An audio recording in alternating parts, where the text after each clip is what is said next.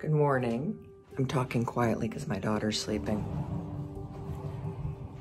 I woke up this morning and I was feeling really anxious. And what that means for me is the second that I wake up, my heart is racing and I start feeling like something's wrong. And I know this feeling because I've had anxiety for decades. It doesn't come around that much anymore, but when it does, oof, it takes me right back. So I wanted to just grab the phone and show you what I do when I wake up feeling anxious. First of all, rule number one, do not, under any circumstances, lay in bed if you wake up and you feel anxious about something. You have got to use the 5-second rule, 5, 4, 3, 2, 1. Get up, get out of bed, get moving, because if you can get up, you can get going. If you can get going, you can get dressed. If you can get dressed, you can move your body. If you can move your body, you can then move your emotions. If you can move your emotions, you can then move your mind. If you can move your mind, you can move your mood. So one thing leads to another. Number one, get up. But rule number two is remind yourself that you're okay. Talk back to the anxiety. Why was I feeling anxious? Well, I was feeling a little anxious because I'm out here in Los Angeles to move our daughter back into her sophomore year of college. And I'm gonna miss her. I'm flying home today and I'm just sad. I'm sad that I'm leaving her. And all goodbyes, all transitions always bring up this sort of fear and this unsteadiness in me, because your anxiety is gonna get worse if you allow yourself to keep thinking the negative thought. I just kept saying, I'm safe, she's safe, we're okay. It's okay to be sad. You're gonna see her in a couple months. And the anxiety started to disappear. Third step, I want you to get your exercise clothes on. That's right, once you get up and you get going, get your exercise clothes on. The next thing you're gonna do, make your bed. I'm gonna do that as soon as I'm done making this video. She's still sleeping. I'll still make my side of the bed even though she's in that bed, because I make my bed for myself. It's a little promise I keep. When I make my bed, I give myself a gift because I will be lying down in it, and it has gives me a beautiful place to dream tonight. And even though I'm in a hotel right now, I'm still gonna make my bed because it's a habit. And habits are really amazing patterns to create in your life. And the thing about a good habit is it creates a solid foundation for you. So by making the bed, I am showing myself that the pattern that I normally go through is right here, even in a moment of anxiety. Now, what am I gonna do after I'm gonna move my body? Now, I don't have a yoga mat in this hotel room. That's all right. I'm gonna come right over here to this wood floor, and I'm gonna do some yoga right here, because moving my body moves the anxiety out. And then I'm gonna sit down and I'm gonna move my mind. And this is the final thing.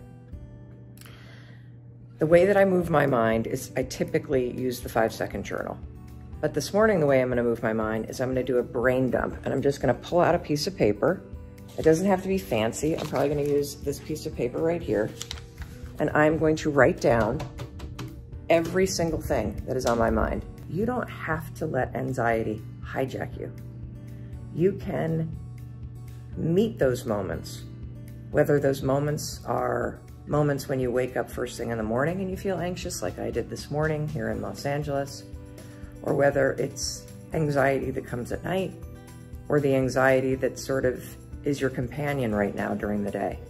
Anxiety is a normal part of life, and by having a simple process for meeting it and not reacting to it, but responding to it, you will see a profound difference in your ability to move through your life and face the roadblocks and obstacles that life throws at you, and just keep rolling down the highway.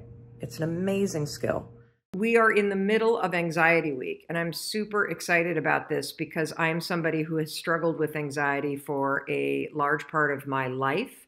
For more than 2 decades, anxiety was a chronic and debilitating issue for me.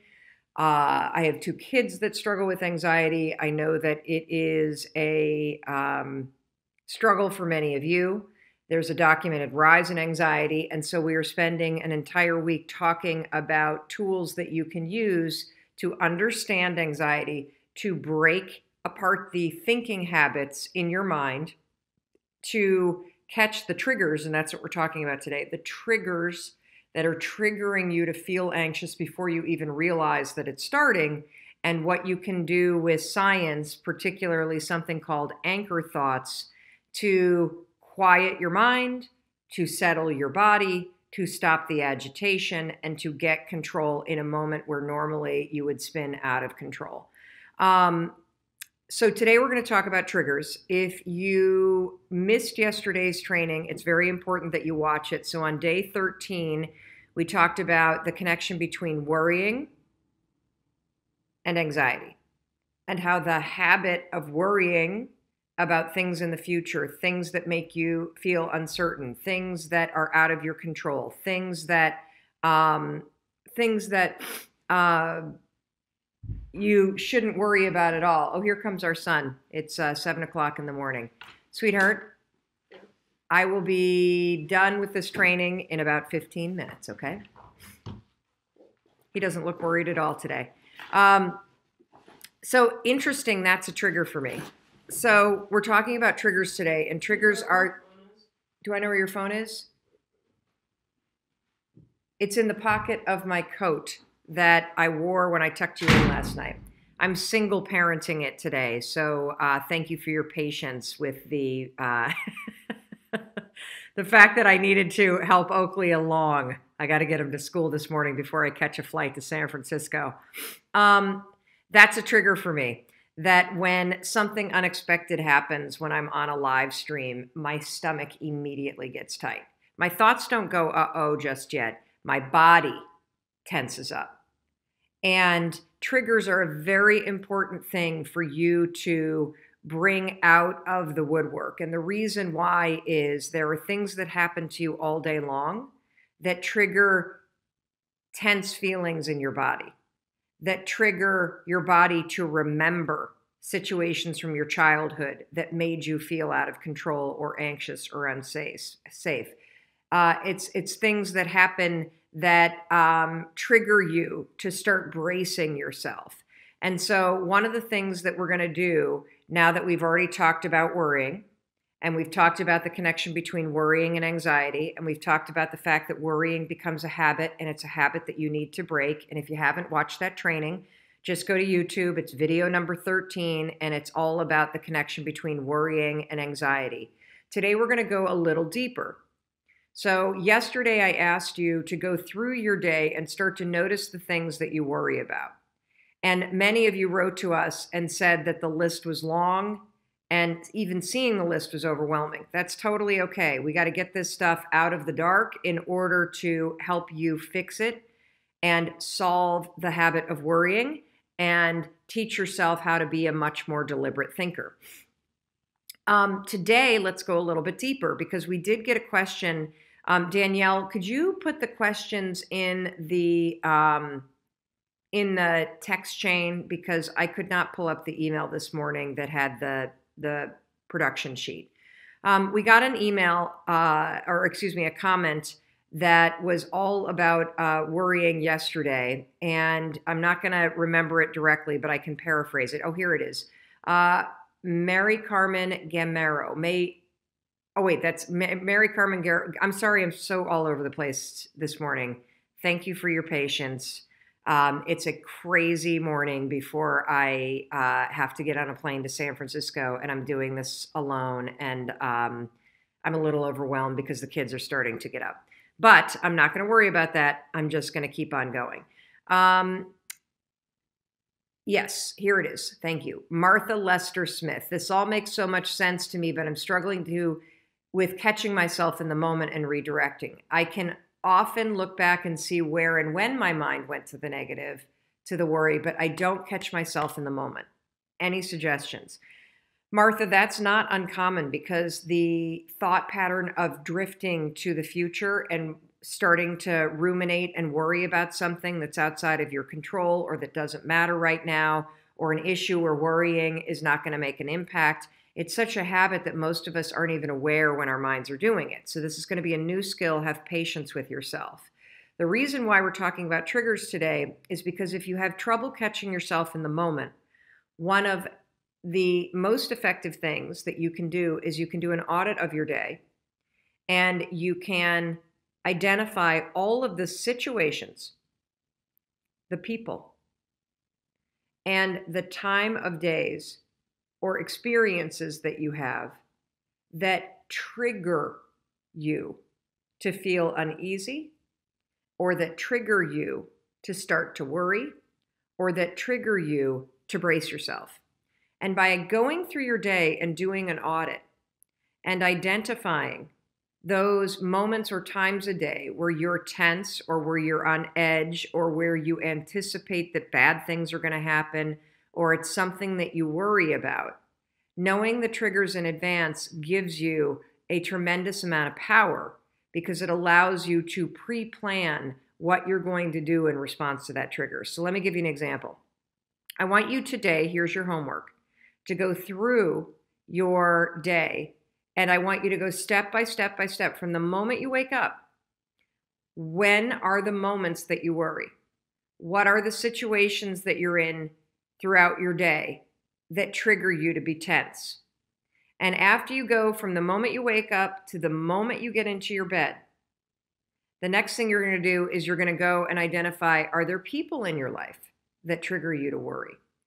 So, for example, when you wake up, are worries the first thing on your mind? Does just waking up and thinking about your day trigger worry? If so, write about it. Does walking into the kitchen and eating breakfast trigger worry?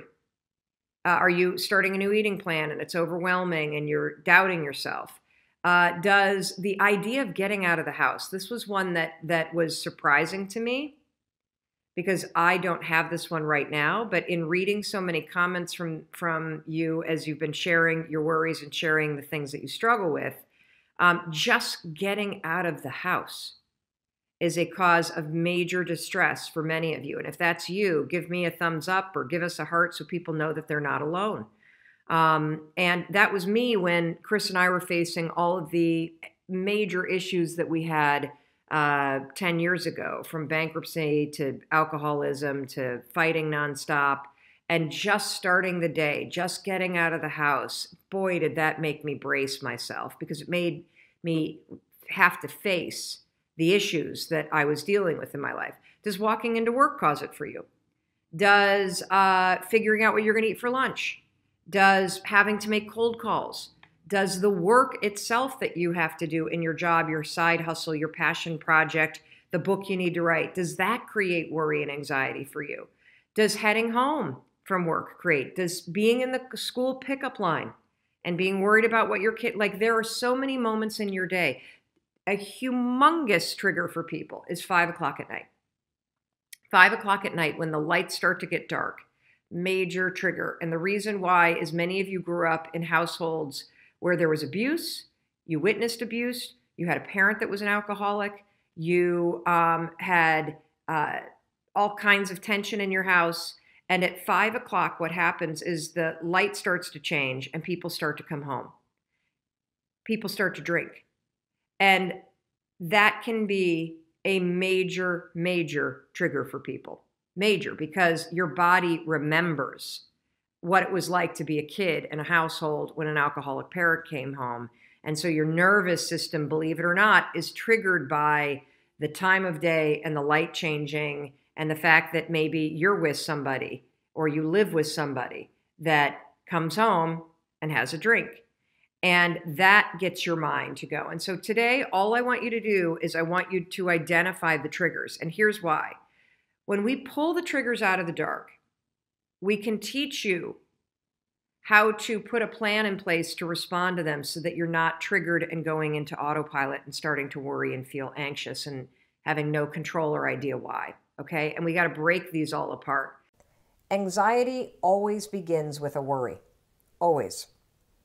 It begins with a thought that is triggered by something. So if you suffer from anxiety, you wake up in the morning and your mind spins, you lay in bed at night and your mind spins, you walk into work and you feel anxious in your body. Interestingly, another major trigger is being home or going home and that moment right before your partner walks in the door. If you feel anxious when your partner's about to walk in or you're about to walk into your own home, that is a major signal that you are in the wrong relationship, that there is something incredibly off and you either need to get into counseling, but that is one that we hear a lot about. Wow. Because you're walking into a situation that feels uncertain. Yeah. A lot of people, by the way, had parents that were abusive or parents that were yellers. So they also are experiencing ghosts from the childhood of it's 5 o'clock, dad's about to come home and pour a drink and everybody's on edge. Yeah. So write down the triggers, okay?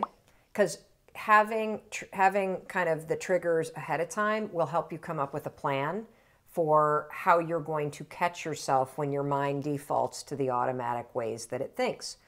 Then what I want you to write down next to the trigger is what exactly are you worried about? So having the trigger and then what do I worry about? I worry that my boss is going to yell. I worry that my partner's going to yell. I worry that I'm going to get in trouble. I worry that, my friends are going to laugh at me. I worry that I'm going to be whatever the it may be. Then what you're going to do is you're going to write down what I call an anchor thought. An anchor thought is something that weighs you down and it makes you excited. And so here's how the strategy works with the 5-second rule. The next time you're in a situation, and let's just use the example of pulling into your own driveway or your own apartment, and maybe you've got issues with your boyfriend or girlfriend or your roommate, and that makes you unsettled. The second you pull in and you feel the trigger, you're going to go 5, 4, 3, 2, 1, because I want to interrupt your mind from going into the I don't like, what if I do this? And then you're going to drop in the anchor thought of the last time that you and your roommate really got along well, or the last time that you stood up for yourself and it went fine. And or your puppy. Yeah, or a puppy or whatever. And you're going to say, I'm so excited to deal with this. Yeah. And then you're going to get out of your car, even though your body is going to feel a little unsettled and your mind's going to race. Go 5, 4, 3, 2, 1. If you start to be like, but what? And then walk in the door. And what I'm teaching you to do is to not let your mind hijack you. Right.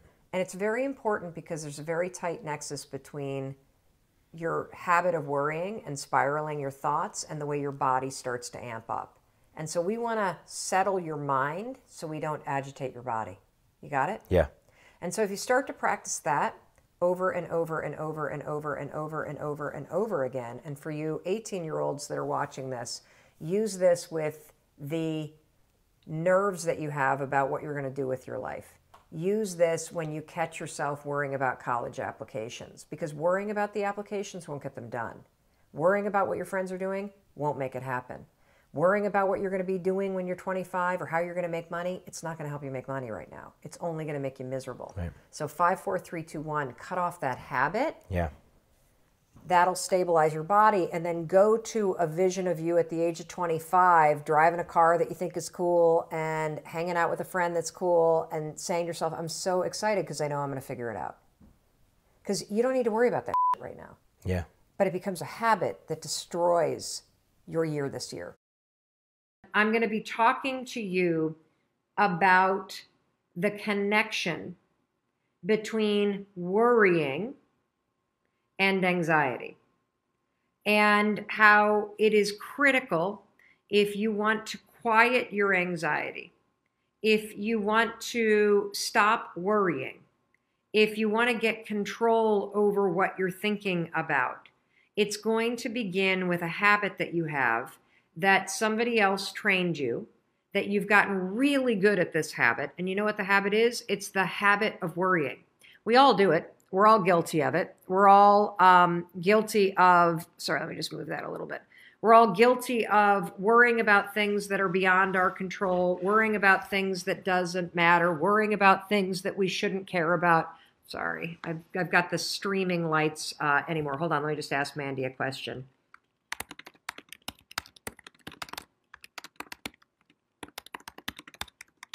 worrying about all kinds of things that you shouldn't worry about. And it becomes a habit. It becomes a default way of thinking. And so in order to kick off Anxiety Week, I want to explain the connection between worrying and why that impacts anxiety. And now, since we're talking about anxiety, I have to be very clear about something, okay? I am not a therapist. I am an individual who struggled personally with anxiety for more than 2 decades.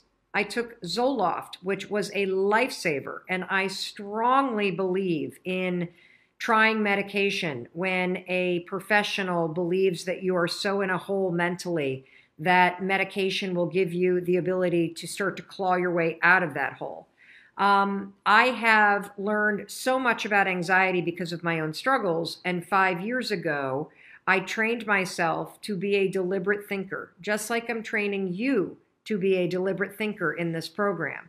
And through everything that I am about to teach you, and all of the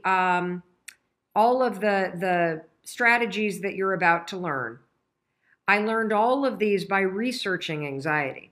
And I road tested them on myself while I was still in therapy. And I then started going off of my medication. And as my mindset reset and as my thinking patterns became more positive and stronger and healthier, I was able to completely cure myself of anxiety. And I say that with the utmost of relief and confidence. And I have also gone on to use these exact same techniques that I'm going to teach you to help my children deal with their anxieties. I've written extensively about anxiety in the 5-Second Rule book, which is right behind me. We've sold almost 1 million copies of that book. It is the #1 self-published audiobook in the history of Audible. I'm so proud of it.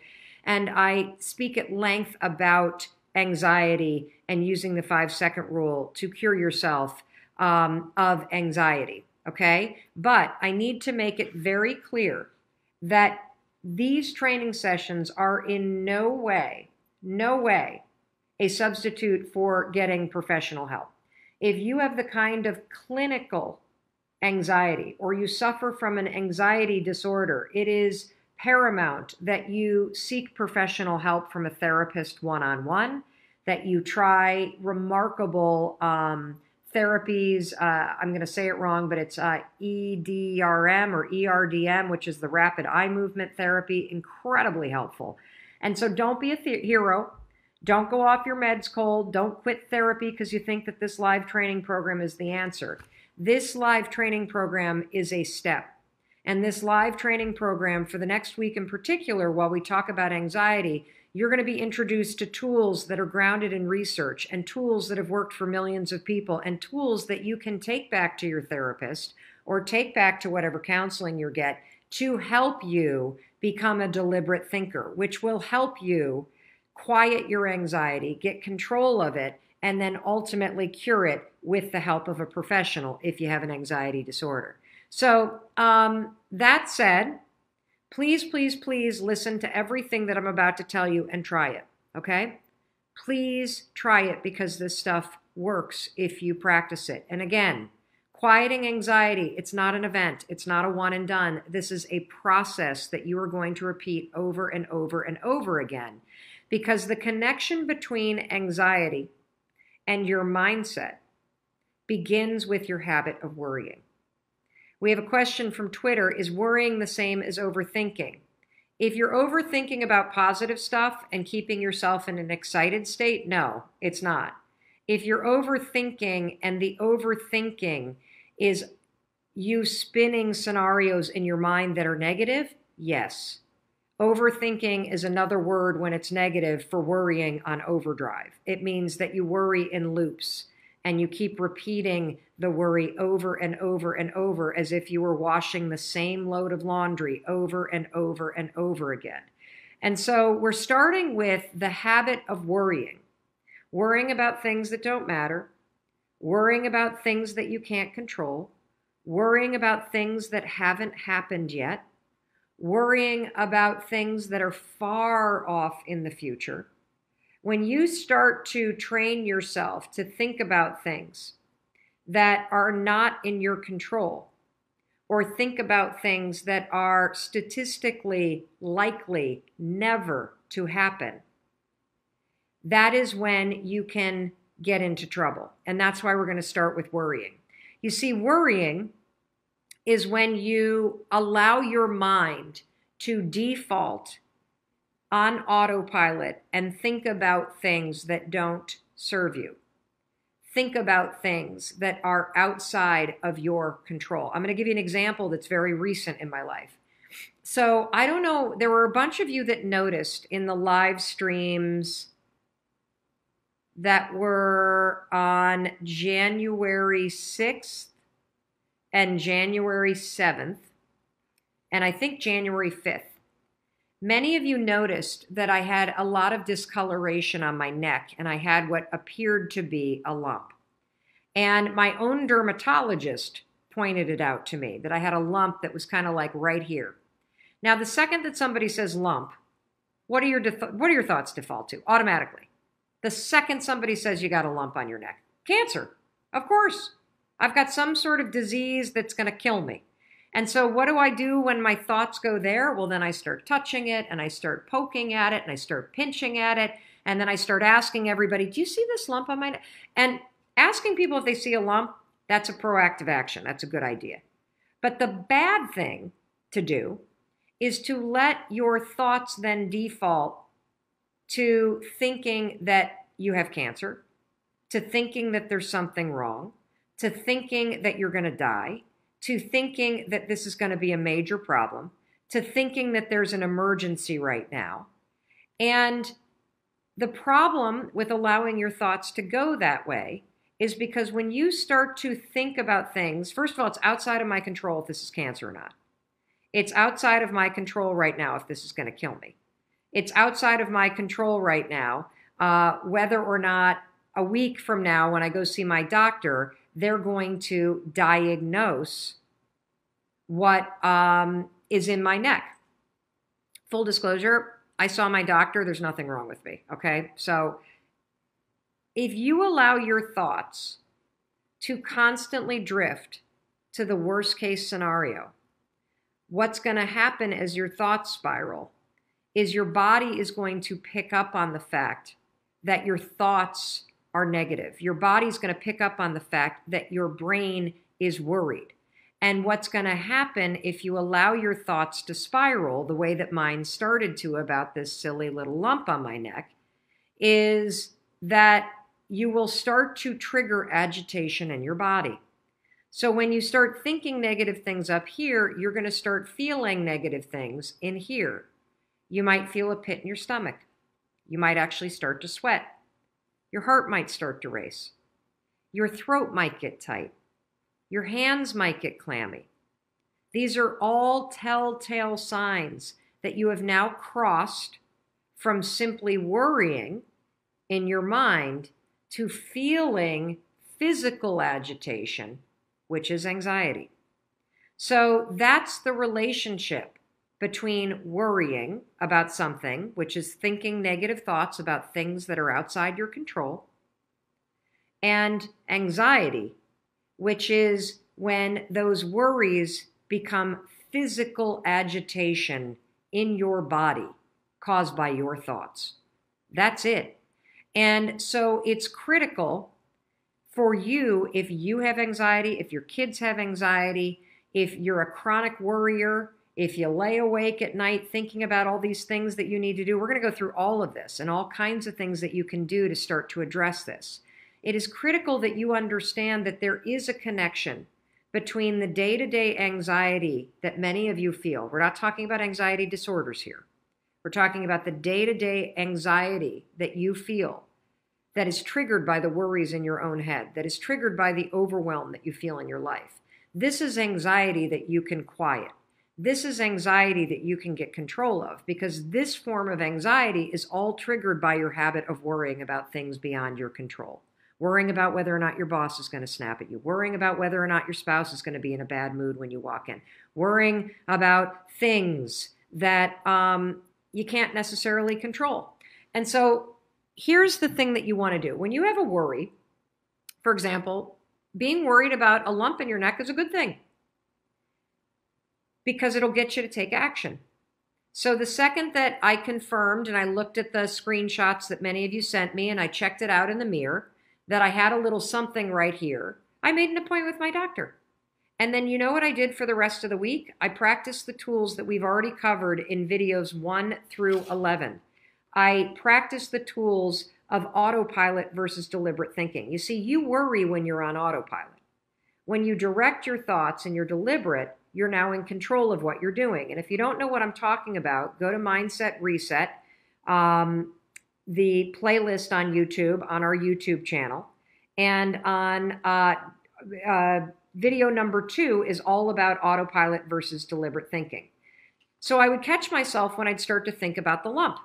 And I would go, nope, I'm not going to worry about that because I can't control it. I'll find out on my doctor's appointment if there's anything that I need to be concerned about. Until then, I'm going to not think about that. I'm going to think about this. And so day 4, when we talked about thinking this and not that, so this is video number 4, I used those tools all this week, everybody, in order to make sure that I didn't allow my habit of worrying about some lump on my neck turn into anxiety that I started to feel in my body. Does this make sense? Give me a thumbs up if this is making sense. And by directing my thoughts, so whenever I'd start to think, oh, there's that lump, and I'd start to touch it again, which of course makes it bigger, I would go, wait a minute, hold on, nope, I'm not going to think about this. I'm not going to worry about this. I'm going to be deliberate, and I'm going to think that I'm okay. And I started to train myself to go, I'm not going to worry about it until I have something to worry about. I'm going to make a doctor's appointment, and I will worry about it when there's something to worry about it. But for now, I'm just going to assume that it's totally fine, that there's nothing there, that maybe it's an insect bite or something like that that's gotten inflamed, and that's that. And you know what? It works. It works. And let's say that when I went to my doctor's appointment on Thursday, I got a bad diagnosis. Well, guess what? Then there are decisions to make. Then there are things to be concerned about. I still am going to have to manage my worries because if I start to allow myself to get anxious about a negative situation, I'm going to make it worse for myself, okay? Your anxiety and your worrying doesn't change the things you need to do to address any problem in your life or potential problem. But worrying and causing yourself anxiety will make the potential problem worse because you are going to make yourself feel worse. So it all begins with you and being deliberate about what you will allow yourself to think about and what you will not allow yourself to think about. So we're talking about financial anxiety right now. And if you're the kind of person that worries about money all the time, if you're the kind of person that has a hard time making money, if you're the kind of person that thinks you don't deserve to make a lot of money, or you're not smart enough to make a lot of money, or you have trouble with discipline and being deliberate about money, just give us a thumbs up in the comments if worries, stress, or anxiety about money affects your life. And honestly, if you're watching this, you should put a thumbs up in the comments because worries, stress, and anxiety about money, it impacts everybody's life. In fact, in a recent survey, I don't have it here in front of me, but in a recent survey, I read that I think it was done by Forbes, 87% of people that were asked said that they feel some level of stress about money worries. Now, I'm going to talk to you about how to deal with money worries, but I want to draw a line in the sand real quick about what kind of money worries I'm talking about and what kind I'm not. If you are in a situation right now that is acute, you have no money, you are unemployed, and you've run out of money. You work for the government and you haven't gotten your paycheck last week, and it doesn't look like you're getting one this week. And frankly, it's totally unacceptable that this is happening. And you're starting to panic because you are running out of money. And like most people, at least in the United States, you're one paycheck away from not being able to pay your bills. That was me 10 years ago. If that's you, you don't have money worries, you have a money problem. And the only thing that will solve the very real problem that you have is taking action and being super proactive, even though you're scared right now and you're frustrated right now, being super proactive to get the help that you need, to get the services that you need. If you need to go to a food pantry, do not let pride get in your way. One of the things that happens when people have money problems is that they are so confronted by the problem and the reality of the situation that they avoid dealing with it, because facing it head on and realizing that you got to call family members for help right now because it's that scary. You got to go to the daycare center and say, hey, you know I'm good for the money. I know you're a small business, but my God, until I get paid next, can you cut me some slack and let my daughter still go to school at daycare here so that I can show up at work at the airport or show up at the military? So, you need to face it head on if you have money problems. Okay? Got it? Good. Because that's the only way that money problems actually get fixed, is when you get proactive and instead of being scared and avoiding the situation, you hit it head on and you have those hard conversations with yourself and you start reaching out and asking for help. In this training, what I want to talk about is I want to talk about the money anxiety that most of us struggle with. And that's the habit that you have, your default mode of thinking about money that stresses you out. You have a job, you're getting a paycheck, you're making the ends meet, and you worry about it all the time. You go into work and you want to ask for a raise, but you're so worried about your worth that you convince yourself you don't deserve the money, so you don't ask for it.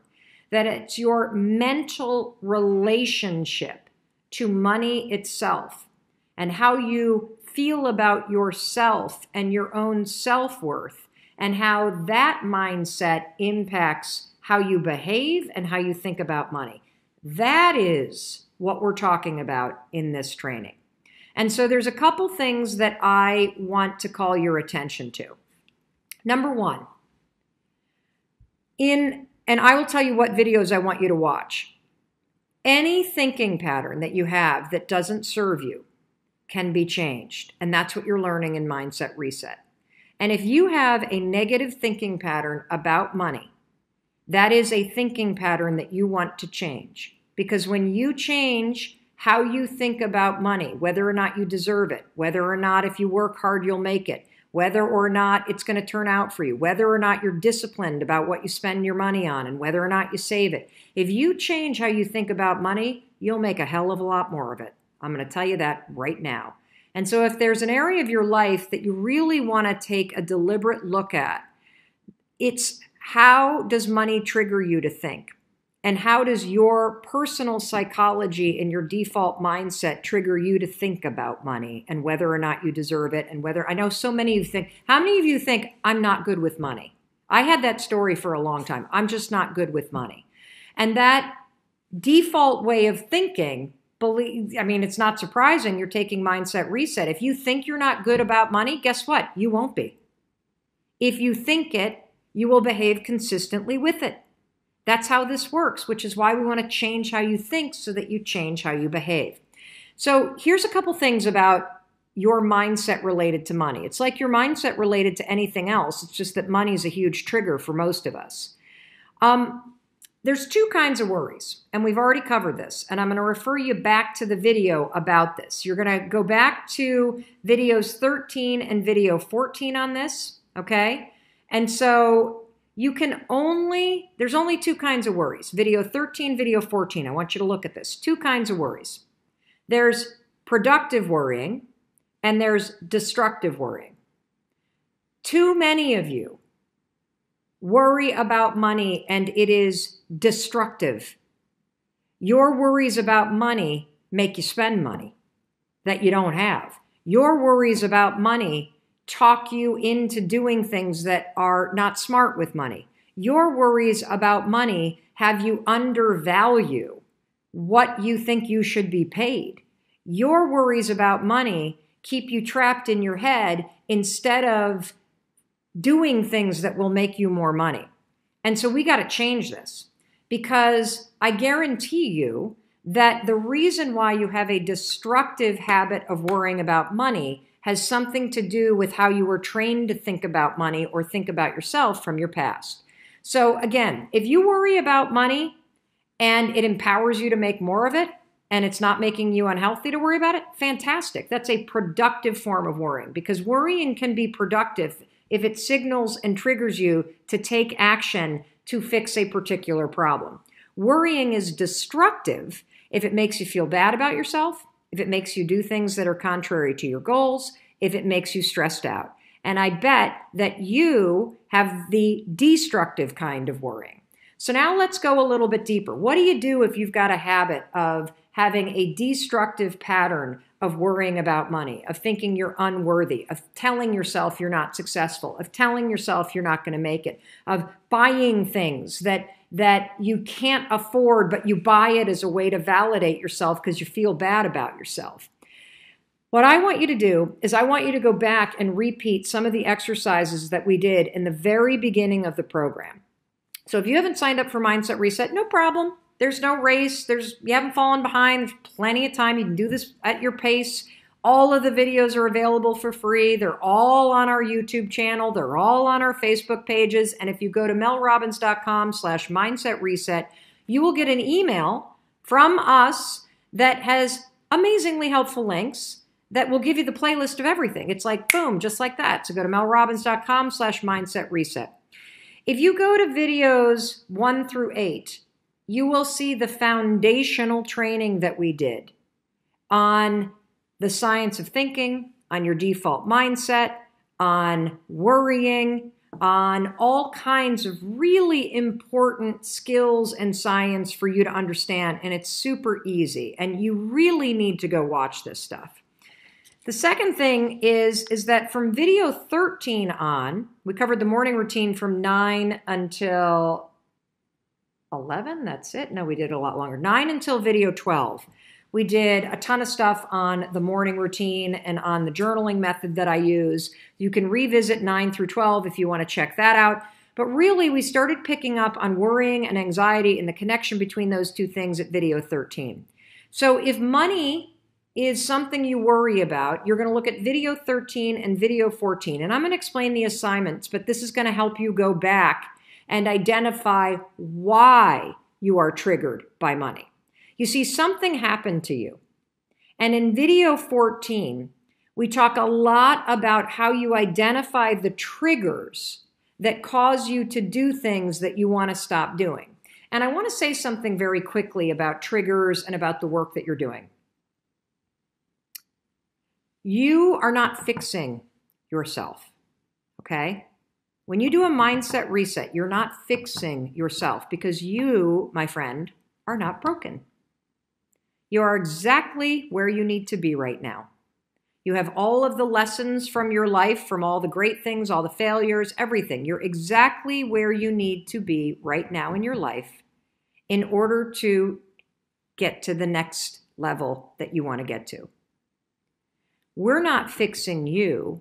We're fixing patterns from your past that no longer serve you right now and will not help you get to your future. So what we want to fix and change is we want to fix and change the patterns that get triggered by your past that aren't going to help you get to your future. And so if you look at video 13 and you look at video 14, I walk you through some exercises where you go through your day and you identify all the things that trigger you related to, and in this case, it's going to be money. So what I want you to do today or tomorrow, whenever you have time, is I want you to wake up after you do your morning routine, and I want you to go through your day and notice all day long what triggers you to worry or make yourself wrong or think about in a negative way money. What is it? Is it the price of coffee and telling yourself you shouldn't do it? Is it looking at your paycheck? Is it checking your bank balance? Is it looking at things that, catching yourself looking at things you can't afford? What is it that triggers you? Is it seeing other people in expensive clothing and making yourself wrong? What about money triggers you? And then you're going to ask yourself the question that I already taught you to ask in videos 13 and 14. And that question is, don't say what's wrong with me about money. Why can't I make money? Don't ask yourself those questions, which are basically like punching yourself in the face. Ask yourself this question. What happened to me to make me believe that I'm not worth making money? What happened to me that made me believe that I'm not smart enough to be successful? What happened to me that makes me believe that I need to buy something in order to feel good about myself? Because there is a connection between something that happened to you and the association that it triggered with money. And we got to get to that pattern because that's the pattern that we need to fix. And when you start to work on the pattern, so being deliberate about not buying stuff that you don't need and coming up with something else that you're going to do instead to make yourself feel good, being deliberate about making a plan to go ask for that raise, or making a plan every day to work on your multi-level marketing business or your side hustle project, so that every day, instead of having yourself be triggered by money and the lack of money and the fact that you haven't made a sale yet, that you're actually in action, making things happen so that you do make the money. This is how you change the patterns around money that are triggered by your negative belief system and triggered by your self-doubt. I have a huge amount of student debt. I get so guilty every time I do anything fun or spend money on vacations, even though I'm making good progress paying down my debt. How do I get over the anxiety of living my life with debt? This is an enormous issue. Millennials, who are the generation that now is kind of in their kind of mid to late 30s, have the largest student debt load of any generation in the history of humanity. And it is a very real and stressful thing. But here's the thing. If you are making progress on paying down your debt, and if you consistently pay down your debt, you have nothing to worry about. Nothing to worry about. And what you need to fix is the pattern of making yourself wrong for taking care of yourself. And I don't know what happened. I don't know if you had parents that were very frugal. I don't know if you had parents that always said, we don't have money to go on vacation. I don't know if you had parents that told you that you should never have debt. I don't know what happened. Again, that's the question. But somewhere along the line, you associated spending money with yourself as either irresponsible or not a good idea. Or you associated spending money on vacations or spending money when you're still paying down debt as not a good idea. Or maybe what happened is you have the opinion that you're not good enough or worthy of doing nice things for yourself. And so you got to get to the root of why you feel this way, because based on what you're doing, you're paying down your debt every single month and you're making good progress on it. That's financial responsibility. If anything, your default way of thinking about money should be, God, look at me. I qualified for a student loan. I got my degree, and now I am responsibly paying it down every single month. And I can also still save enough money to still go on a vacation, which I deserve. That's how you want to think about it. So I think that what happened probably has something to do with self-worth, not necessarily money. It's just that your self-worth is triggering you to have negative patterns related to money. How do you deal with the money anxiety that you may be feeling right now? And I have a quote to kick us off. We tend to forget that baby steps still move you forward. And so I'm going to talk about the baby steps. And they all fall inside the context of everything we do on Stay Connected with Mel Robbins. It's reminding you to stay safe and your family to stay safe, to have the proper perspective, to plan based on the facts, to be patient and resilient, and to look for the opportunities to grow. And so the first thing I want to give you when it comes to money anxiety is I want to give you the proper perspective. And I don't mean to be an alarmist. I am not a certified financial advisor. I am not somebody who even really understands the stock market all that well. I leave that to the experts. I am not a banker. I'm not an accountant. You should talk to people in your life if you have people in your life that either help you with financial advice or that you respect as it relates to financial decisions. But I want to give you a proper perspective, the perspective that I'm using, because I'm hoping that you will realize that this is an important moment for you to face your fears and for you to get very proactive. I read an article in the Atlantic yesterday that the stock market has lost 20% of its value in 21 days. And I want to put that in perspective for you so you understand what an unprecedented moment in time this is. That is more and greater of a loss than we experienced in the Great Depression in 1929. It's greater than what we experienced in the first dot-com crash in 1987, and it is 10 times the loss that was experienced in 2007. This is unprecedented. And it's important for you to realize that, because this is not just a moment where you can kind of ignore what's going on. It's a moment where you have to have the proper perspective that, yes, we're going to get through this. But when we get through this and we come out of self-isolation, it's not going to be just stepping back into the same old world. When you think about the impact of some of the industries that are the backbone of this country, whether you're talking about the airline industry or you're talking about the hotel industry and the devastation to those businesses, it's going to take time for things to get back to normal. It's going to take time for people who've had their life savings blown in the stock market crash to start to feel comfortable spending money again.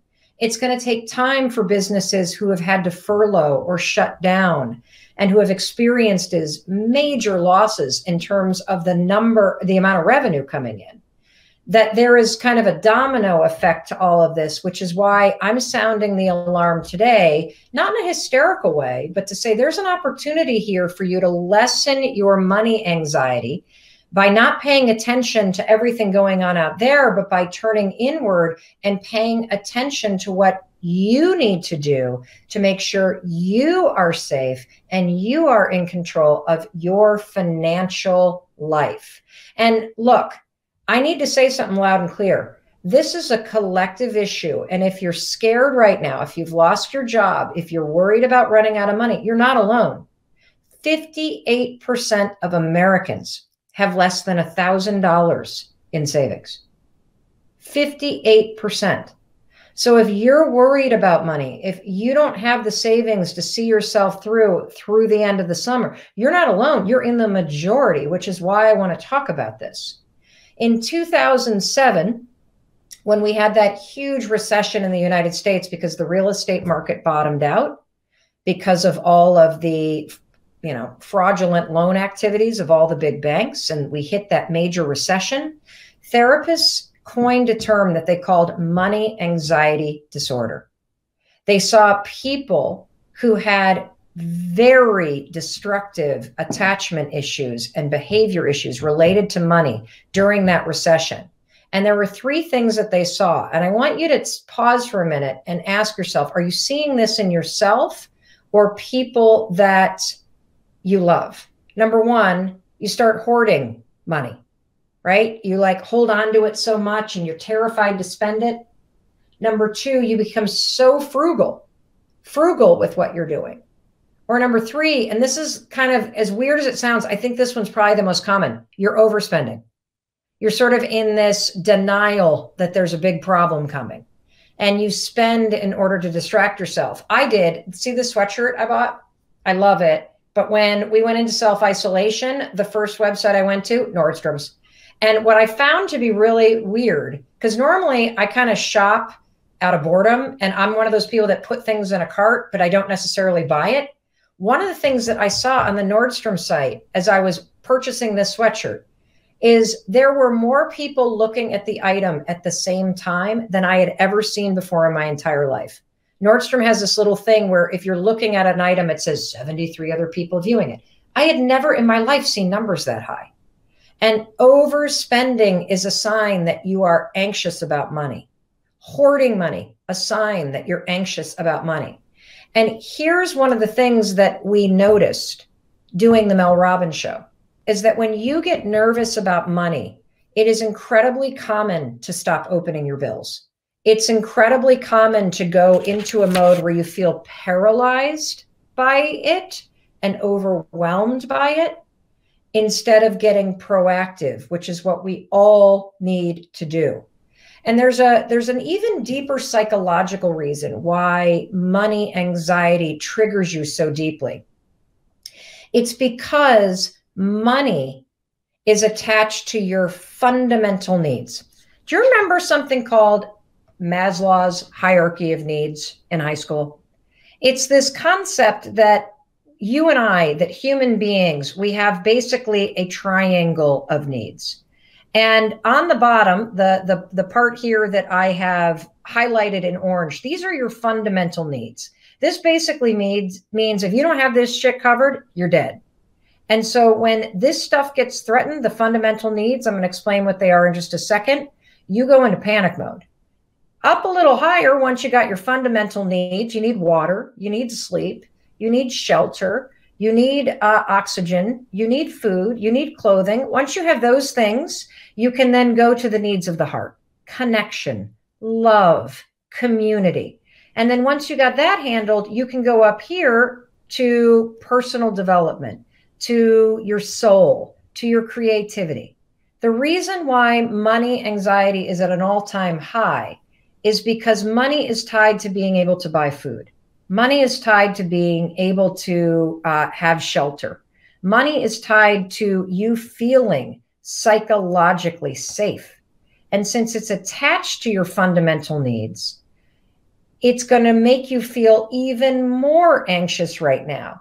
When you walk into Costco and there's no diapers left, or you walk into the grocery store and there's no toilet paper left, or you start to see the bills coming in, which threatens your ability to pay for your shelter or pay your utilities, you're going to feel more anxiety right now. This is acute.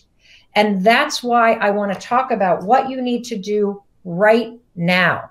Because if you don't start to take control of the money situation, your anxiety that's tied to your basic needs is going to start to go up, up, up, up, up, up, up.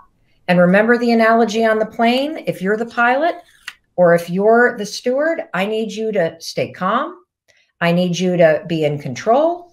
I need you to know that we are going to land in Chicago and that this turbulence is not going to make the plane crash. But if you start to get completely wackadoodle in your stress about money, you could make your own life crash because you don't take the steps now to put the proper plan in place. And that's what we're going to talk about right now. Okay. We're going to talk about the 5 things I want you to do if you're worried about money. And everybody should be worried about money. Me personally, there are 2 things that Chris and I are doing right now, and they all relate to these 5 steps. The 2 things Chris and I are doing is today, Chris is pulling all of the facts together. What are our outstanding bills? How much money do we have in the bank? What do our savings accounts look like? I haven't even looked because I've been nervous to look based on the stock market. I'm succumbing to it. If you don't have savings, you're not alone. 58% of Americans don't have savings. So I don't, or have less than $1,000 in savings. So this isn't just for people that have savings account. Everybody needs to stop and accept the new normal. What does that mean? In my mind, the new normal means the end of this year. The new normal means that you want to stop and you want to assess if this is going to go on in terms of self-isolation for a couple months, which I think it probably will, and then we come out of it. It's going to take a little bit of time. So I need you to accept the new normal instead of being in denial, because if you don't deal with this today, 2 weeks from now, you're going to have a panic attack when you go to the grocery store because you're not going to have the money to buy the basic essentials that you need. So accept the new normal. You don't have to take my date. You could pick July 1. You could pick September 1. And by the way, I've got good news at the end of this, so stay with me. Number 2, I need you to face your fear and get the facts. This is the most important part. You ready? What does this mean? Face your fears and get the facts. We're all terrified that you're going to run out of money. We're all terrified that you're not going to make it through this pandemic. You are going to make it through it. We're going to make it through it together. I guarantee you we will. You can face the facts, face your fear right now and get the facts. So here's what I want you to do. I want you to pull 2 months of your bank statements, okay? I don't care if you have 0 savings. I'm sure you have a checking account. I'm sure you have to work with a bank in order to manage your money. Pull 2 months of records from your bank online, print them out, and then go through them. And you're going to need 2 things. Get a highlighter and get a pen. Any single thing that is a negative coming out of your bank statement, highlight it.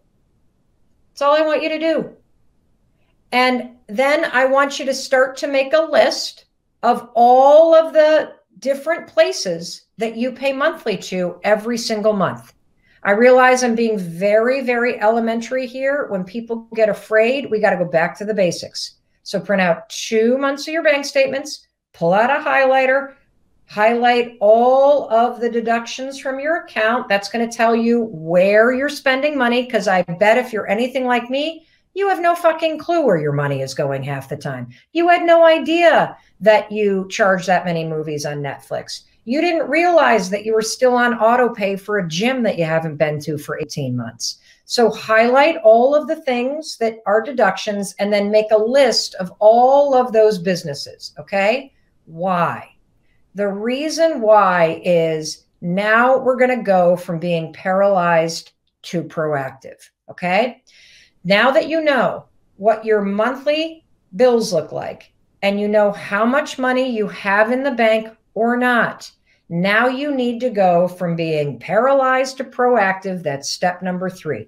This is what I'm going to call the toilet paper moment. Remember 3 weeks ago when people told you to get prepared? Remember that? I remember how many people were like, if I get corona, I get corona. It only hurts young people. They're never going to isolate here. Remember those days? Well, I need you to start to listen to the experts. And the experts say that this is going to last many months. And the experts say that the economic fallout from this is going to last quite a while. And the experts say, I don't give a shit what your uncle says on Facebook. Now is a time to listen to the experts. You got it? Good. So it's also a time to go from being paralyzed to proactive. Now that you've highlighted all the deductions and you have listed all the businesses, now it is time to pick up the phone and get proactive. So here's what I want you to do.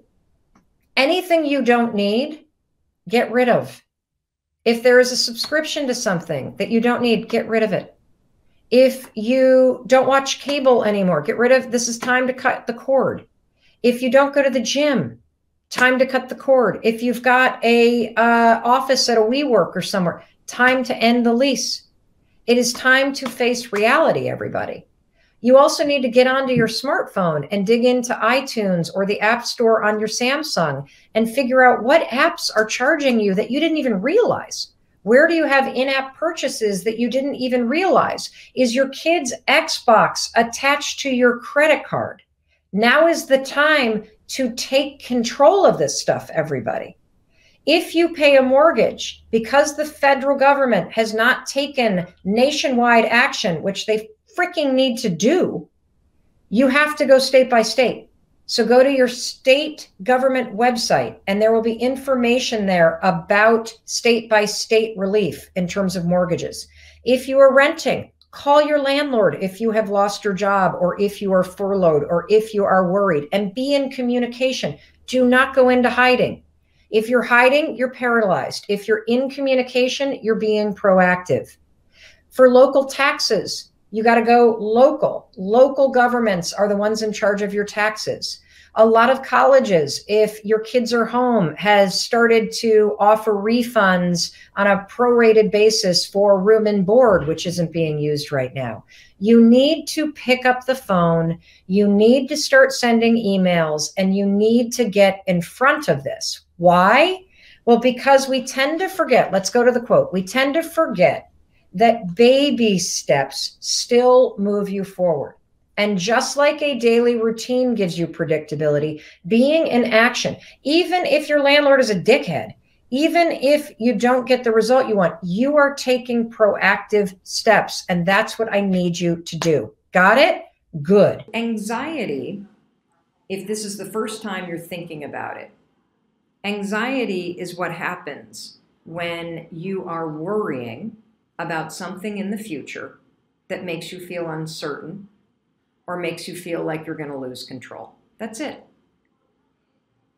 Anxiety is when you start worrying about things in the future that make you feel uncertain or make you feel like you're about to lose control, and you start to get a stomach ache, or you start to feel tightness in your throat, or you start to shake your hands, or you start to have your heart race, or you start to have sweaty palms. Your body starts to get agitated because you're really busy worrying about the test tomorrow.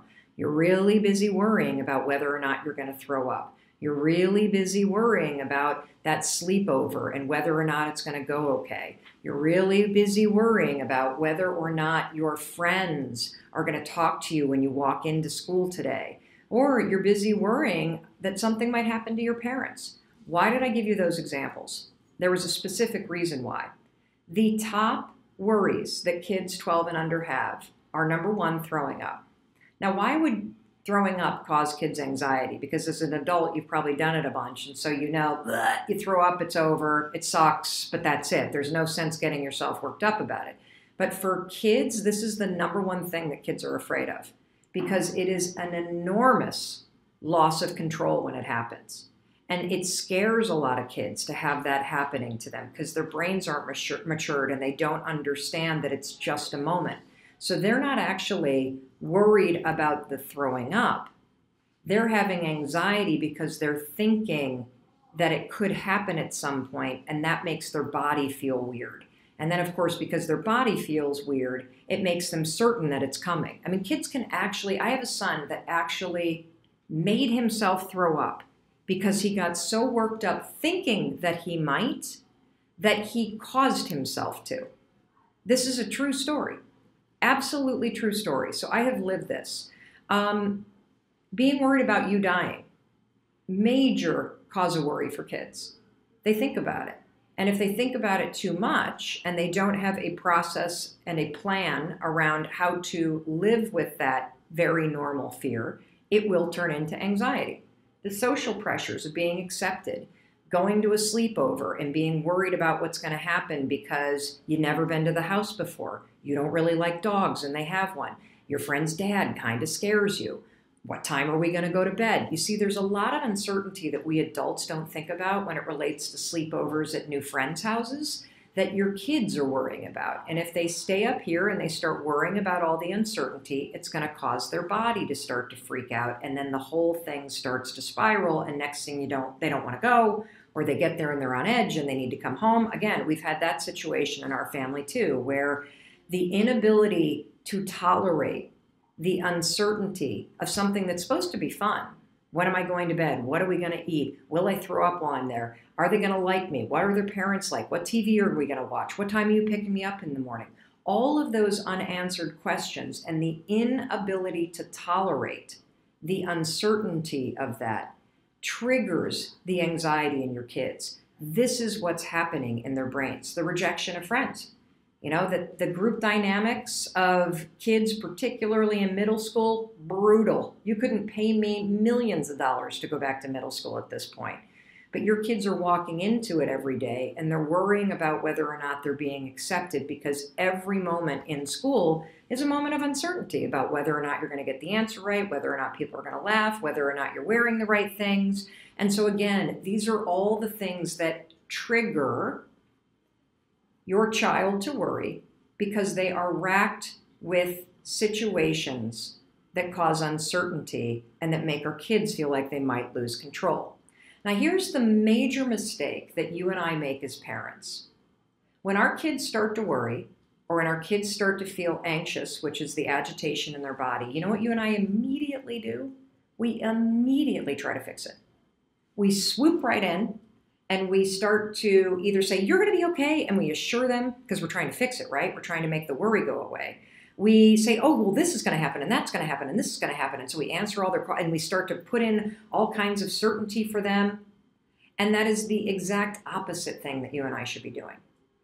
And it's not our fault. We've kind of been doing it forever, haven't we? I mean, we're always worried about our kids. And so we put up gates at the top of stairs so that they don't fall down. We've got child locks on caps so that they don't eat anything. We stopped buying the Tide Pods because we didn't want them to choke on it. Like, as parents, we're constantly anticipating things that could go wrong. We're putting in controls. And so it is natural for you and me to jump into fix-it mode.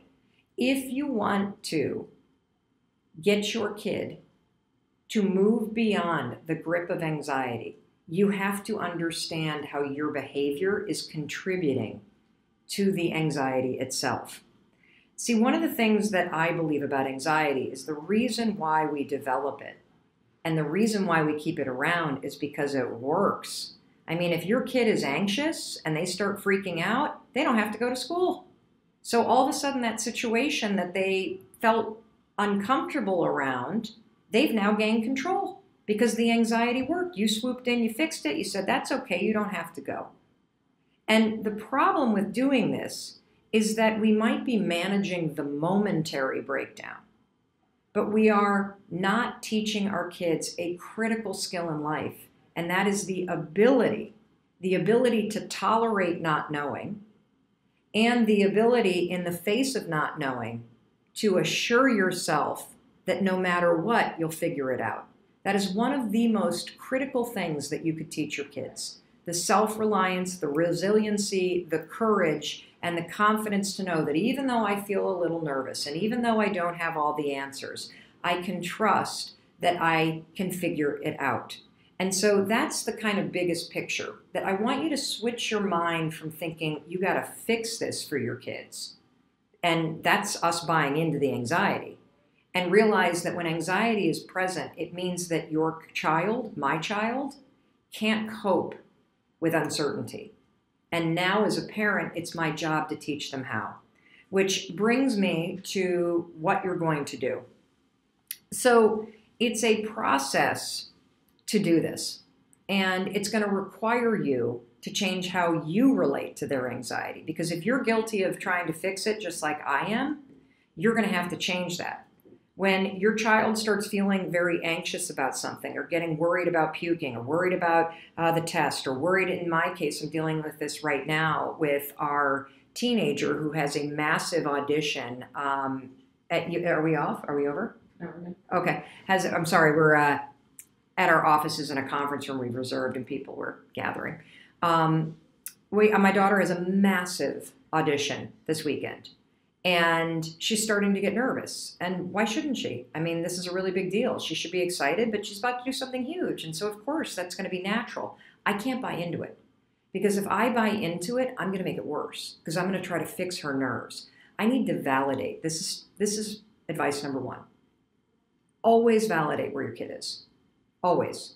I get that you're nervous. I get that you are feeling anxious about this. I get that your stomach hurts. I get that you are doing all kinds of X, Y, and Z, and you have a right to be. Hold on one second. Were you good? Oh yeah, I'm not sure if there's another. Sorry, we might be getting kicked out of our conference room in case we'll mobilize. So number one, validate. You have to validate where they're at, because part of the problem is our normal reaction is to go into fix-it mode, which completely jumps over them feeling like that you don't even get the feelings that they're feeling. The second thing that we do is we go, calm down, I'll help you fix this. And saying calm down, that's the worst thing that you could possibly do. Because when you say calm down to a child that's worried or anxious, what you're actually saying is, your worries don't matter to me. Your worries are silly. Your worries aren't valid. And so the last thing that you should ever say is calm down, because it sends the exact opposite message of what you want. So number one, validate. Totally get that you're nervous. I know that this is important to you. Tell you what, we're going to work together to make a plan. That is the number one word you want to say. Plan, plan, plan. Because when it comes to anxiety, when it comes to worries about the future, think about this for a minute. They're getting triggered by the fact that things are uncertain. They're getting triggered by the fact that, in my case this weekend, my daughter doesn't know how her audition's going to go. Your child's getting triggered by the fact that they don't know how the test is going to go. And so what you want to do is teach your child that in moments of uncertainty, the solution is not to panic, it's to plan. And that's where your skills come in. So here's what you're going to do. What I want you to do today is I want you to sit down with your son or daughter, and I want you to go through and identify all the things that trigger them to start worrying.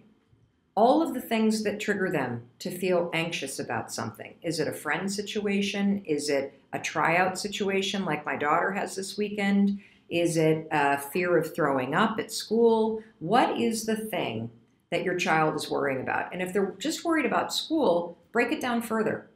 You guide them through the process of taking this big thing, which is uncertainty and not knowing, and breaking it down into what exactly are you concerned about. The next thing that you're going to do, once you identify the triggers and you get them to describe the situation that they're worrying about, is you're going to come up with a plan. This is critical, okay? So let me give you some examples of it. A plan might be, we used to do this with our son, Oakley. A plan might be, okay, you're nervous about this sleepover. You're nervous because you've never been to the house before. You're nervous because they have 5 or 6 dogs and you don't know what that's going to be like. You're nervous because you don't know what time they're going to go to bed. You're nervous because you don't know what you're going to have for dinner. And you're nervous about that because you're nervous that if it triggers something in your throat, you might throw up. And you're nervous that you're not going to be able to sleep through the middle of the night. You're nervous that if you wake up at 2 o'clock in the morning, you're not going to know what to do and you're going to get scared. Like, you will be shocked when you start to actually ask your kids questions. Okay, and what else? What else? Oh, yeah, okay, I totally get that. I get that that worries you. What else? Remember, you're going to ask them, validate. Ask them, validate. Now that you have all the things that they're worried about, come up with a plan. This is called A-B planning. When you come up with a A-B plan, you are, based on the research, 67% more likely to be successful with your plan.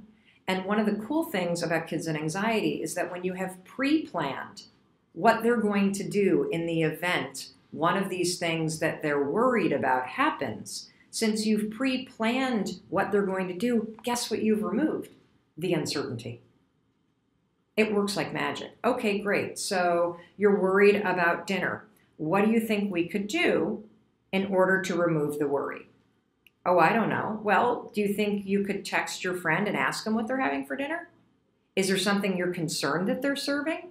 Because if you're concerned that they're serving something, we can pack you something to eat if you don't like it. Is that a plan that makes you feel better? Yep, it sure does. What are you going to do at 2 o'clock in the morning if you wake up and you want to come home? I'll tell you what, you're going to call me. Well, why does that worry you? Well, I'm worried you won't hear it. Okay, well, let me show you. What kind of plan can we come up with that will give you control over a situation that you're worried about? Oh, you're going to leave your phone in your bedroom. I'm turning on the ringer, so I trust that it's going to happen. Dad's phone is going to be on. These are all planning tools that remove uncertainty. And it's also super valuable because you are teaching your child the critical skill of learning how to tolerate something that you're uncertain about, to not get triggered, and instead to make a plan so that you can live with the uncertainty and you can create control in ways that is healthy, instead of having a panic attack, which makes everybody else around you try to control what's happening. Do you see how this works? I mean, it's going to take planning on your part, and it's going to take you and parenting in a different way. And, look, I've been doing this with my own anxiety for more than 2 decades. I have two kids in particular that have pretty consistent issues related to anxiety. And just like Mindset Reset, it's not an event, it's a process. And the things that tripped up my son and made him anxious and worried when he was 9, we've now used what I'm telling you. I've validated it. We've gone through, we've broken things down. We've made a plan. We've even practiced the plan. He used to be terrified of getting on elevators, so we came up with a plan for what would happen if we were ever in one that broke down, and we practiced the plan. And we got on elevators together.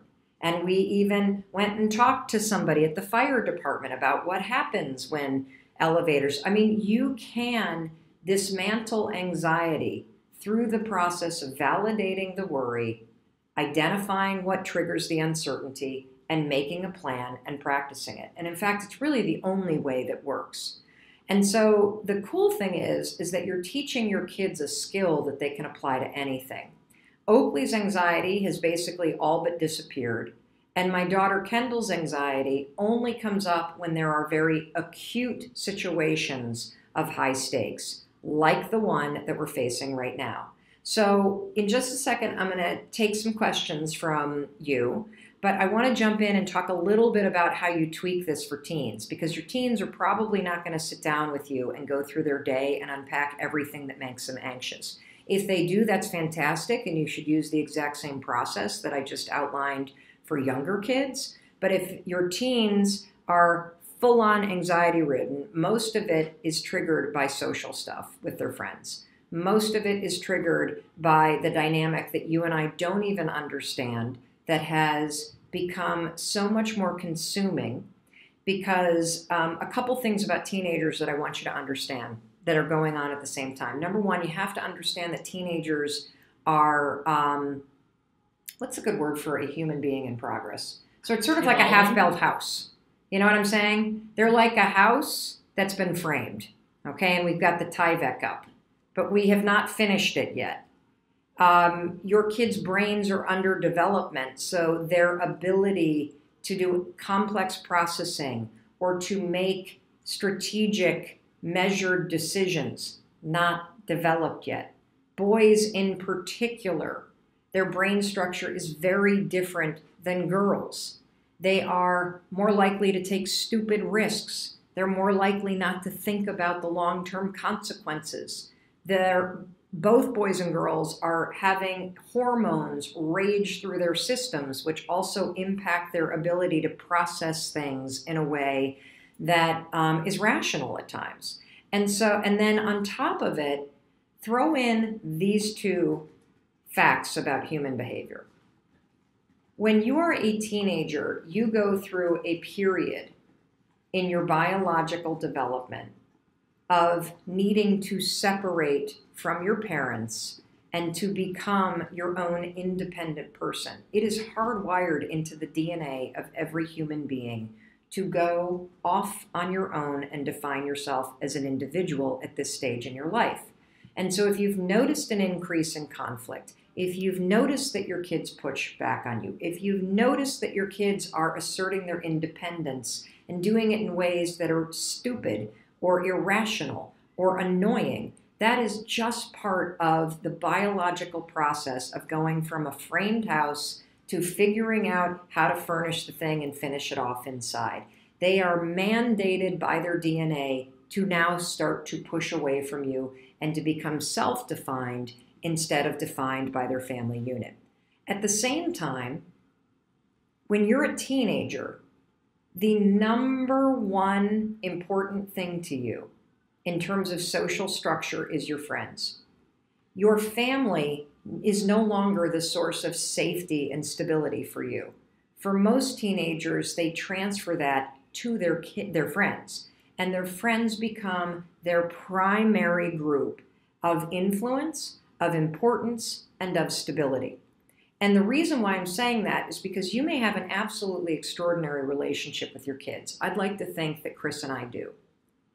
That does not change the fact that their social standing with their friends right now are way more psychologically impactful than their relationship with you.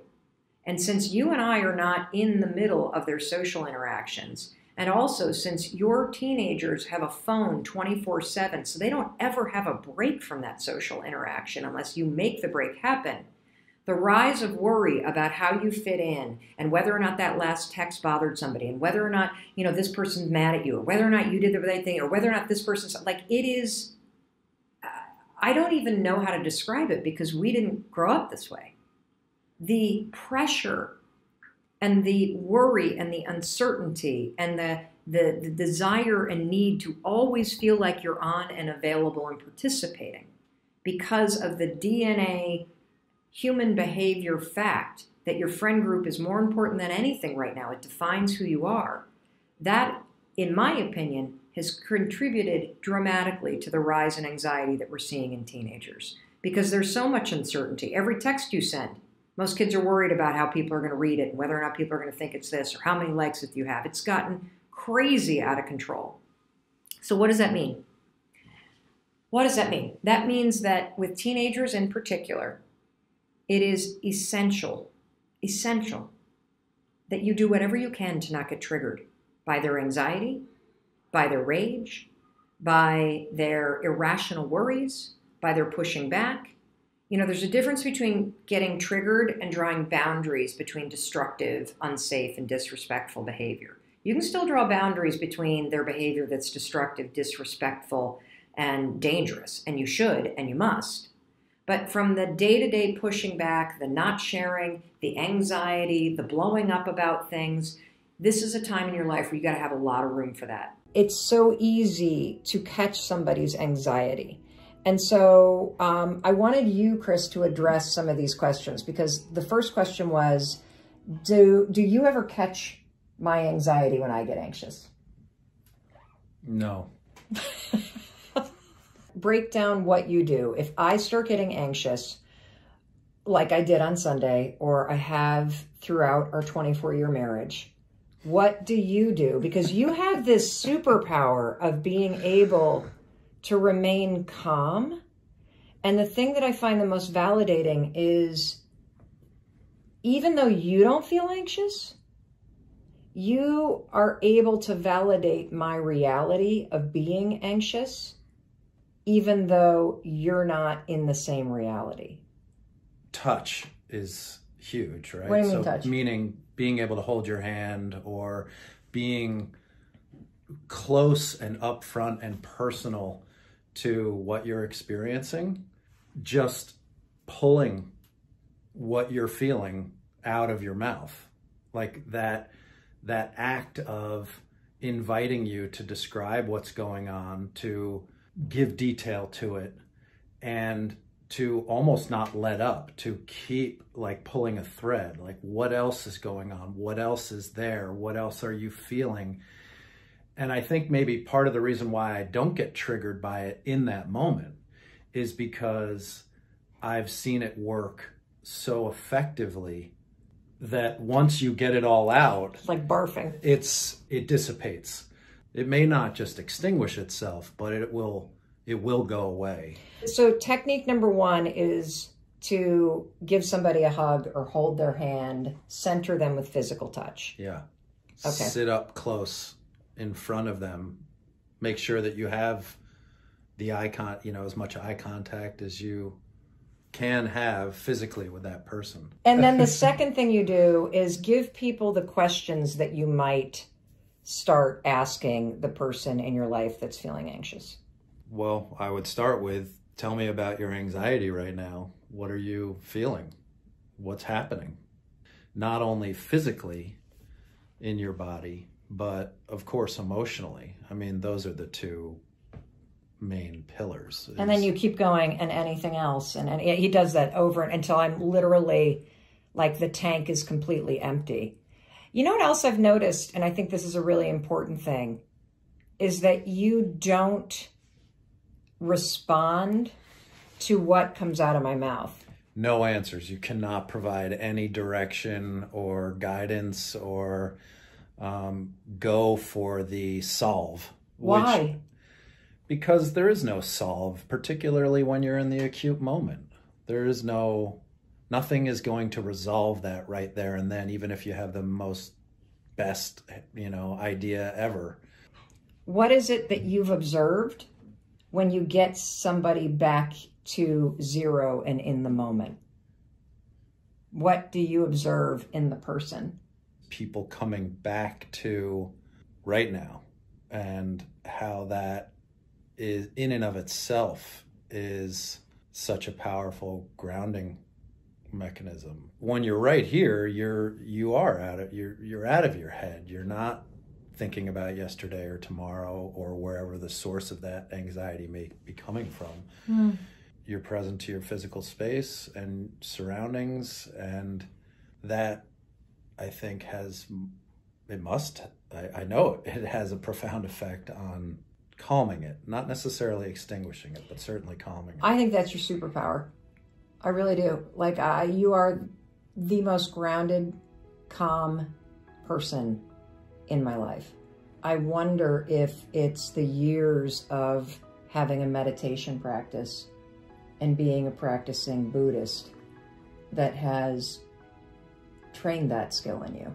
I've never sat down to think about where it comes from necessarily, but yes, in Buddhist tradition or practices, completely just being in observance and the act of deep listening, not just, opening your ears, but really listening for what is being said is totally, that's right up a Buddhist alley for sure. Wow. So when you first start using the 5-second rule, most people use it to get to the gym, to make sales calls, to get up on time, to have tough conversations, to do the physical stuff. Yeah. But the real mojo is to use it to rewire your mindset. Okay. And so if you're somebody that suffers from anxiety, first of all, here's what you need to know. It's not a disease. Period. It's not a disease. There are people that suffer from acute anxiety disorder. They should seek professional help. There's incredible medication that works. I'm talking to the people that suffer from more general anxiety that people feel in their day-to-day lives, right, or that are brought on by a specific situation. I'm also speaking from specific personal experience and the fact that we know of hundreds of thousands of people who've actually cured their anxiety, right, because of what I teach. So here's what you need to understand. Anxiety always begins with a worry. Always. It begins with a thought that is triggered by something. So if you suffer from anxiety, you wake up in the morning and your mind spins, you lay in bed at night and your mind spins, you walk into work and you feel anxious in your body, I want you to write down all the things that trigger you to feel anxious. Interestingly, another major trigger is being home or going home and that moment right before your partner walks in the door. If you feel anxious when your partner's about to walk in or you're about to walk into your own home, that is a major signal that you're in the wrong relationship, that there is something incredibly off and you either need to get into counseling, but that is one that we hear a lot about. Wow. Because you're walking into a situation that feels uncertain. Yeah. A lot of people, by the way, had parents that were abusive or parents that were yellers. So they also are experiencing ghosts from the childhood of it's 5 o'clock, dad's about to come home and pour a drink, and everybody's on edge. Yeah. So write down the triggers, okay? Because having kind of the triggers ahead of time will help you come up with a plan for how you're going to catch yourself when your mind defaults to the automatic ways that it thinks. Then what I want you to write down next to the trigger is what exactly are you worried about? So having the trigger and then the what do I worry about? I worry that my boss is going to yell. I worry that my partner's going to yell. I worry that I'm going to get in trouble. I worry that, my friends are going to laugh at me. I worry that I'm going to be whatever the fuck it may be. Then what you're going to do is you're going to write down what I call an anchor thought. An anchor thought is something that weighs you down and it makes you excited. And so here's how the strategy works with the 5-second rule. The next time you're in a situation, and let's just use the example of pulling into your own driveway or your own apartment, and maybe you've got issues with your boyfriend or girlfriend or your roommate, and that makes you unsettled. You're the second you pull in and you feel the trigger, you're going to go 5, 4, 3, 2, 1, because I want to interrupt your mind from going into the fuck, I don't like, what if I do this? And then you're going to drop in the anchor thought of the last time that you and your roommate really got along well, or the last time that you stood up for yourself and it went fine. And or your puppy. Yeah, or a puppy or whatever. And you're going to say, I'm so excited to deal with this. Yeah. And then you're going to get out of your car, even though your body is going to feel a little unsettled and your mind's going to race. Go 5, 4, 3, 2, 1. If you start to be like, but what? And then walk in the door. And what I'm teaching you to do is to not let your mind hijack you. Right. And it's very important because there's a very tight nexus between your habit of worrying and spiraling your thoughts and the way your body starts to amp up. And so we want to settle your mind so we don't agitate your body. You got it? Yeah. And so if you start to practice that over and over and over and over and over and over and over again, and for you 18-year-olds that are watching this, use this with the nerves that you have about what you're going to do with your life.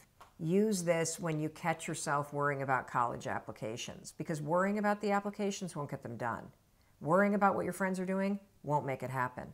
Worrying about what you're going to be doing when you're 25 or how you're going to make money, it's not going to help you make money right now. It's only going to make you miserable. Right. So 5, 4, 3, 2, 1, cut off that habit. Yeah.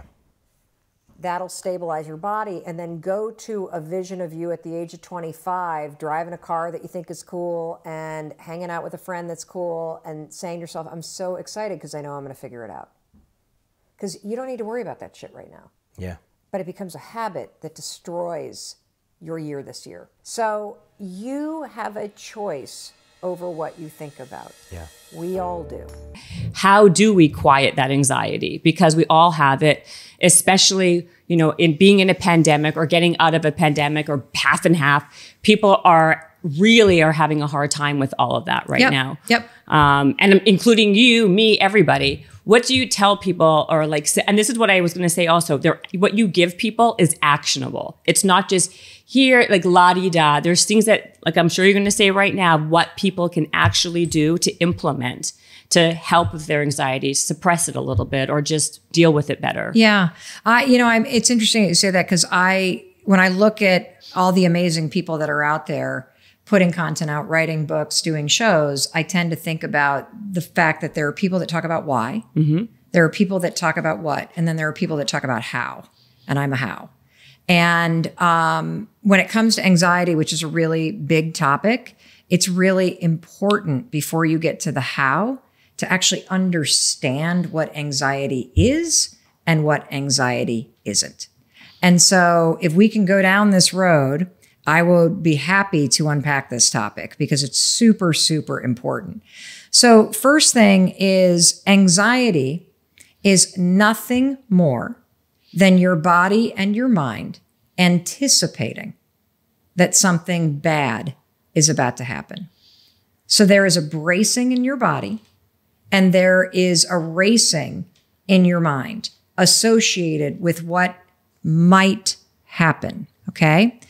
I'm going to give you an example that explains an anxiety response and that's normal, that everybody can relate to. And then we're going to talk about what has become, in my opinion, an epidemic of generalized anxiety, which is the experience of going through your day-to-day life, feeling on edge, like something's about to happen, so your nervous system is dysregulated, and your thoughts are always spinning several steps ahead of you. What if this? What if that? What if the other thing?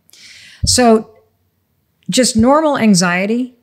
I'll give you an example of an anxiety response to something. So let's say you and I hop in your car and we drive to the grocery store. And as we are chatting away and talking, all of a sudden somebody swerves into our lane. What do you do? I panic and I get anxiety, but I freak out or I try to move. Correct. Exactly. That is a normal anxiety response to a very stressful thing. Right. Okay. The car's about to hit us. It hasn't hit us yet. So something bad's about to happen. And immediately your nervous system has a big wave of, oh my gosh, go through it. Anxiety response. Okay.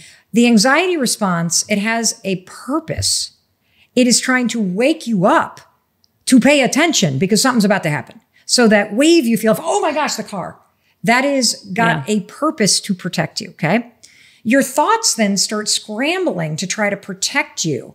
It's going that way. I got to pull this way. Like, so you start thinking about the what if that, what if, and you respond, right? Mm-hmm. Now, here's an interesting thing. When the car veers off and we realize we're okay and life goes back to normal, what happens in your body? I calm down and I'm more normalized. Yeah. I'm more equalized. Yeah, exactly.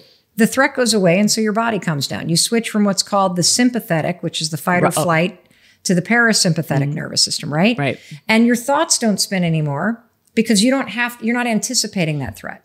Right. That is normal anxiety. It's an alarm system that makes you pay attention. The problem is we have been so bombarded by negative news, by uncertainty, by the pandemic, by the changes to our day-to-day life, by the racial injustice that we see on the television playing out, by political polarization, by the isolation. It's too fucking much. Yeah. And so what's happened is we have all gotten ourselves in a situation due to the way that life is right now, where you feel like you're about to be hit by a car all the time. There is a nervous system on edge. That's what we call a dysregulated nervous system. And your thoughts are constantly scrambling.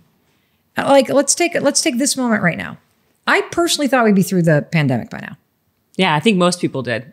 And we are now in sort of we're 18 months in. I thought the kids would be going back to school. I thought we'd be over the masks. I thought we'd be back to doing big events. I thought that, not that we have to go back to normal, because there's a lot about the old normal that I don't want to go back to. But I kind of feel like, this experience of, I was in a great relationship.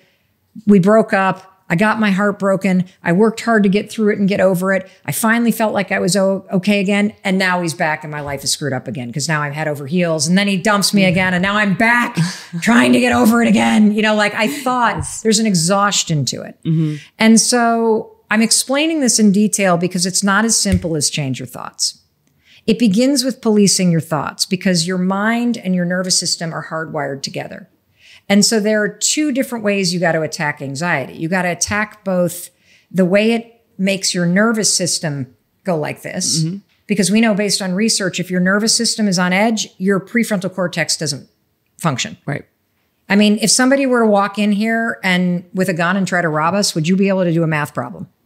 I don't think so. Yeah, of course not, because your nervous system is like, oh my God, blah, blah, blah. So this part of the brain shuts off. So let's talk first. What can you do to settle your body? Okay. I write about this extensively in this new book. Oh, right. Your new book is called The High Five. Again, that's why The High Five Habit, which is, it's a really good book. You do talk about this a lot. You talk about how we can conquer our negative thoughts, our stress. I'm going to ask you about the 20 gallons of hot water pretty soon, but finish this. And so basically, you can use something called the vagus nerve. And a tool that I like to talk about is called high-fiving your heart. So you put your hands right here, right like in the center of your chest over your heart. And you say these three words. You say, I'm okay, I'm safe, I'm loved. I'm okay, I'm safe, I'm loved. And when you put your hands here, you are toning and activating what's called the vagus nerve. The vagus nerve runs all the way from your seat to the top of your head, through every major organ, through your vocal cords. And it is the key. It's the switch between your fight or flight state of anxiety and your calm state. And so first things first, you want to develop a practice first thing in the morning, not only of high-fiving yourself in the mirror, which we're going to get to, which is all about self-confidence and self-esteem and self-love and self-worth. But you're also going to wake up every morning, put your hands right here and go, I'm okay, I'm safe, I'm loved. And you're going to say it as many times as you have to, 113, 11 times, 2 times, until you actually feel your body settle down. And you will feel yourself ground back into your body. You will feel something shift. And if you can hear yourself saying those words, I'm okay, I'm safe, I'm loved, it's true in that moment. And by putting your hands right here, this is what activates the vagus nerve. Other things that help you tone the vagus nerve, an ice bath, a hot shower, a hot bath, singing, gurgling, humming, chanting because it stimulates your vocal cords. And so this is a little tool you can use. I love doing it first thing in the morning, but you can use it anytime you feel anxious to settle yourself back in your body. Then the second tool you're going to use, and this is critical, is you're going to start to interrupt the thoughts that make you feel worried or anxious. And this is really important because if life in general is not putting you on edge, you will absolutely have a thought today that does. They left me on red. They didn't text back. Oh shit, I'm late for that meeting. I haven't finished that thing. You know, do they like me? What did I do wrong? I feel like I've done something wrong. Like, you know, like constantly. Right. And so what you want to do is you can use this other thing that I created called the 5-second rule. When you catch yourself drifting into a thought pattern, this just doesn't feel good. You have a choice about whether or not you continue to think that. Count backwards, 5, 4, 3, 2, 1. That's the 5-second rule. You interrupt this negative thought in 5 seconds flat, 5, 4, 3, 2, 1. The counting backwards gets your prefrontal cortex engaged. And then you go, I'm not thinking about that. I'm not thinking about that. That's the fastest way to interrupt the thought because most of the stuff you worry about, you've spent a long time in these thought patterns. And so inserting something new isn't going to work right away. First, you have to interrupt the thought, 5, 4, 3, 2, 1. I'm not thinking about that. And then when you get really good at interrupting it, because you might have to do this 143 times in one day. Wow. They say that you have 50,000 thoughts a day. Does this work on everybody, though? Absolutely everybody. Pediatricians around the world are using it with their patients, little kids, in order to teach them and give them a tool to interrupt these thoughts. In fact, I had an entire wing of a psychiatric inpatient unit in Pennsylvania. All the nurses came when I hosted a daytime talk show. And they said that of all the tools that they hand somebody after an inpatient commit to help them deal, the most effective tool they have is the 5-second rule. Why? Because you can remember it. It's easy to use. And the second you start counting, you interrupt whether it's negative ideation, suicidal ideation, self-hatred ideation, 5, 4, 3, 2, 1. I'm not thinking about that. 5, 4, 3, 2, 1. I'm not thinking about that. And so if you do that and just keep interrupting it, what'll start to happen is you'll start to gain self-awareness about that negative dialogue, which creates a little bit of distance. Then you can start to practice new thinking patterns, which I go into in detail in the book, The 5-Second Rule. We have tons of YouTube videos about this. I'm really passionate about this because I struggled with anxiety, was on Zoloft for more than 2 decades. And are you off of it now? I'm off Zoloft. It saved my life for sure. I think those kind of drugs are amazing when you find the right one for you. They can turn down the volume on your head. But here's what they don't solve. They don't solve the self-loathing that you feel. That's what the high 5 habit is about. If the 5-second rule, 5, 4, 3, 2, 1, helps you interrupt those thoughts so you can teach yourself to stop thinking them, the high 5 habit goes deeper and it teaches you how to stop hating, criticizing, and doubting yourself, and how to learn as a default to start loving, supporting, and empowering yourself. So boom, check that out. That's amazing. Now, did you figure this out on your own by, again, just trial and error, or did you read about this and kind of did you work with like a neuroscientist? Like how did you kind of like come up with that? This would require planning. That would require some planning. No, my brand of helping people is, unfortunately, because it's a painful way to learn, it would have been easier to get a PhD, is screw up your own life and then do what you have to do to fix it. And as you stumble upon things that are working for you and start sharing them. And what I have found, there's this Einstein quote that I love, that if you can't explain it simply, you don't understand it. And I think that life is really complicated. And everything that I share is so simple, it actually sounds corny and dumb. Like my biggest challenge in teaching people the 5-second rule, or now the high 5 habit, is most people are going to hear about it and say, that's the stupidest thing I've ever heard. Yet when I start to unpack the decades of psychological, business success, habit, like all kinds of research that proves what is encapsulated in these teeny little simple sticky tools. It's jaw-dropping. Great question from Ashley, very important one. She wants to know my thoughts on depression, healing, and personal struggle. So here are my thoughts. First of all, you guys know that I have suffered with anxiety my entire life. Chris and I have 2 children that have suffered with significant anxiety too. I had serious postpartum depression when Sawyer, our daughter, who's now 17, was born. And when I say serious, I mean hardcore meds, no nursing, around-the-clock supervision, serious. So when it comes to any kind of depression or mental health issue, what do I think about it? I think they're real. I don't think that we do enough in this country to remove the stigmatism, and I don't think there's anything wrong with having a mental health issue, either with yourself or with somebody that you love. I think about mental health a lot like I think about diabetes. People that have diabetes have an inefficient physical system for processing insulin, which is why you need to inject yourself with more of it. When you have a mental health issue, part of your wiring is insufficient to help you process day-to-day life. That's it. And there are certain chemicals that are helping you. There are certain therapies that will help you. So here's the deal. The way I feel about it is this. This is not something to ignore. If you have depression, if you have anxiety, if you have post-traumatic stress disorder, if you have any kind of mental health condition, it's nothing to be ashamed of, and it's nothing to hide, and it's something to hit head on with.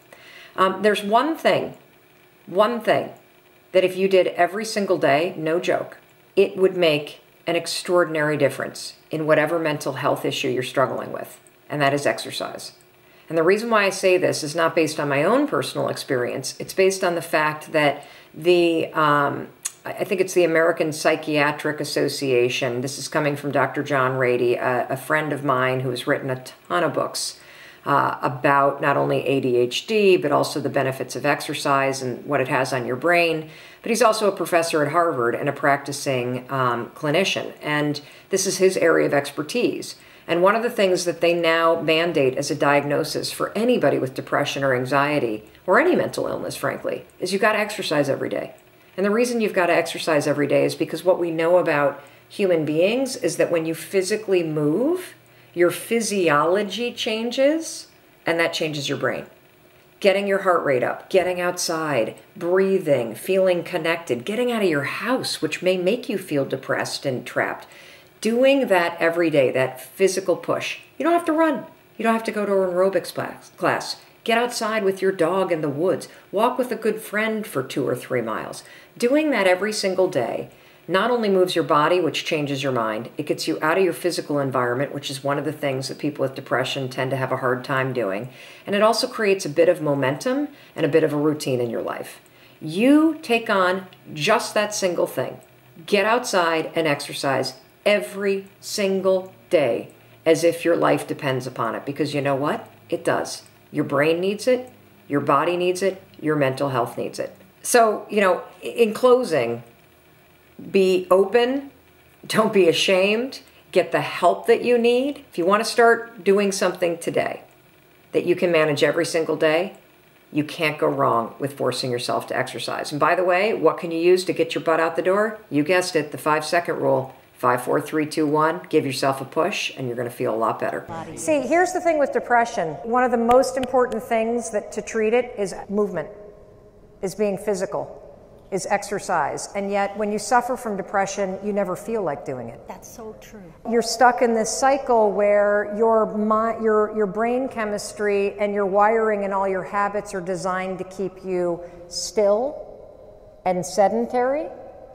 And you make the mistake, we all do, of waiting to feel ready to do the things that actually are going to help you, even though you know you're smart enough to know that you need to do it. You need to get out, you need to get out of bed, you need to eat right, you need to exercise, but you never feel like doing those things, particularly when you suffer from depression. So one of the most important things for you to start to understand is that depression is lying to you.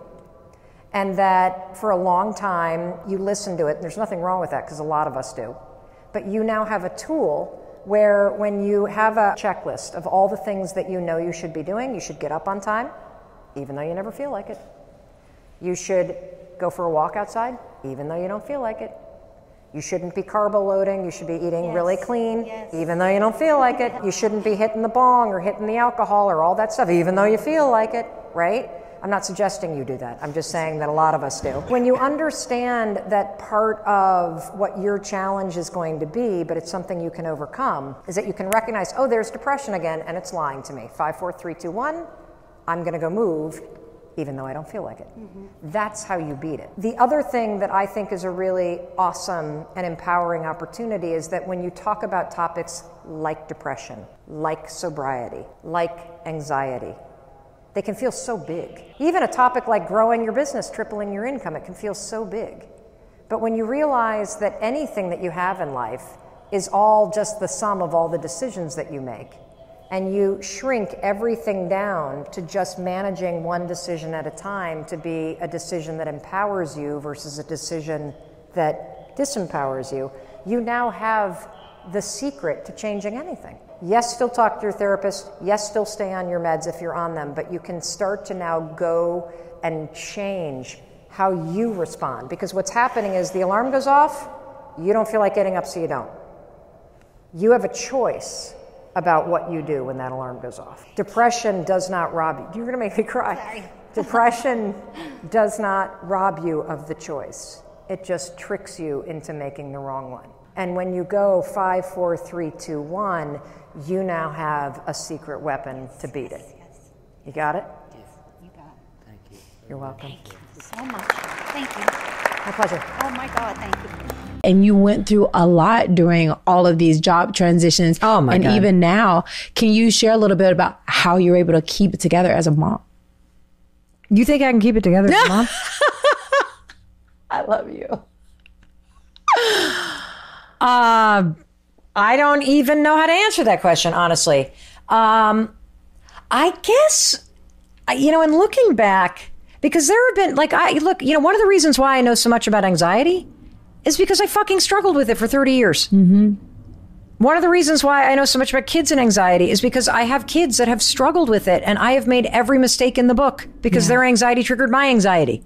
So my whole brand of personal empowerment involves Mel Robbins or somebody she loves falling into a hole or digging one. Mm-hmm. And then I gotta manufacture a ladder somehow. Right. And so I feel like I'm always falling forward. Mm. And I feel like your life is like an up and down roller coaster. And the whole point of it is to ride the whole thing. Right. And to experience the highs and the lows. Mm-hmm. And,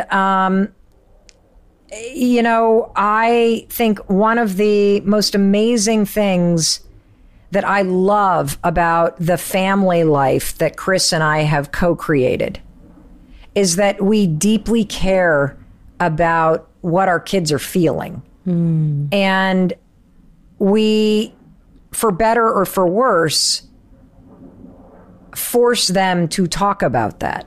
Yeah. And so we are aware when our kids are hurting, and we are aware when they are doing okay. And mostly, your kids are okay when they're ignoring you. And they don't, I haven't heard from our 16-year-old son in probably 5 days. Mm.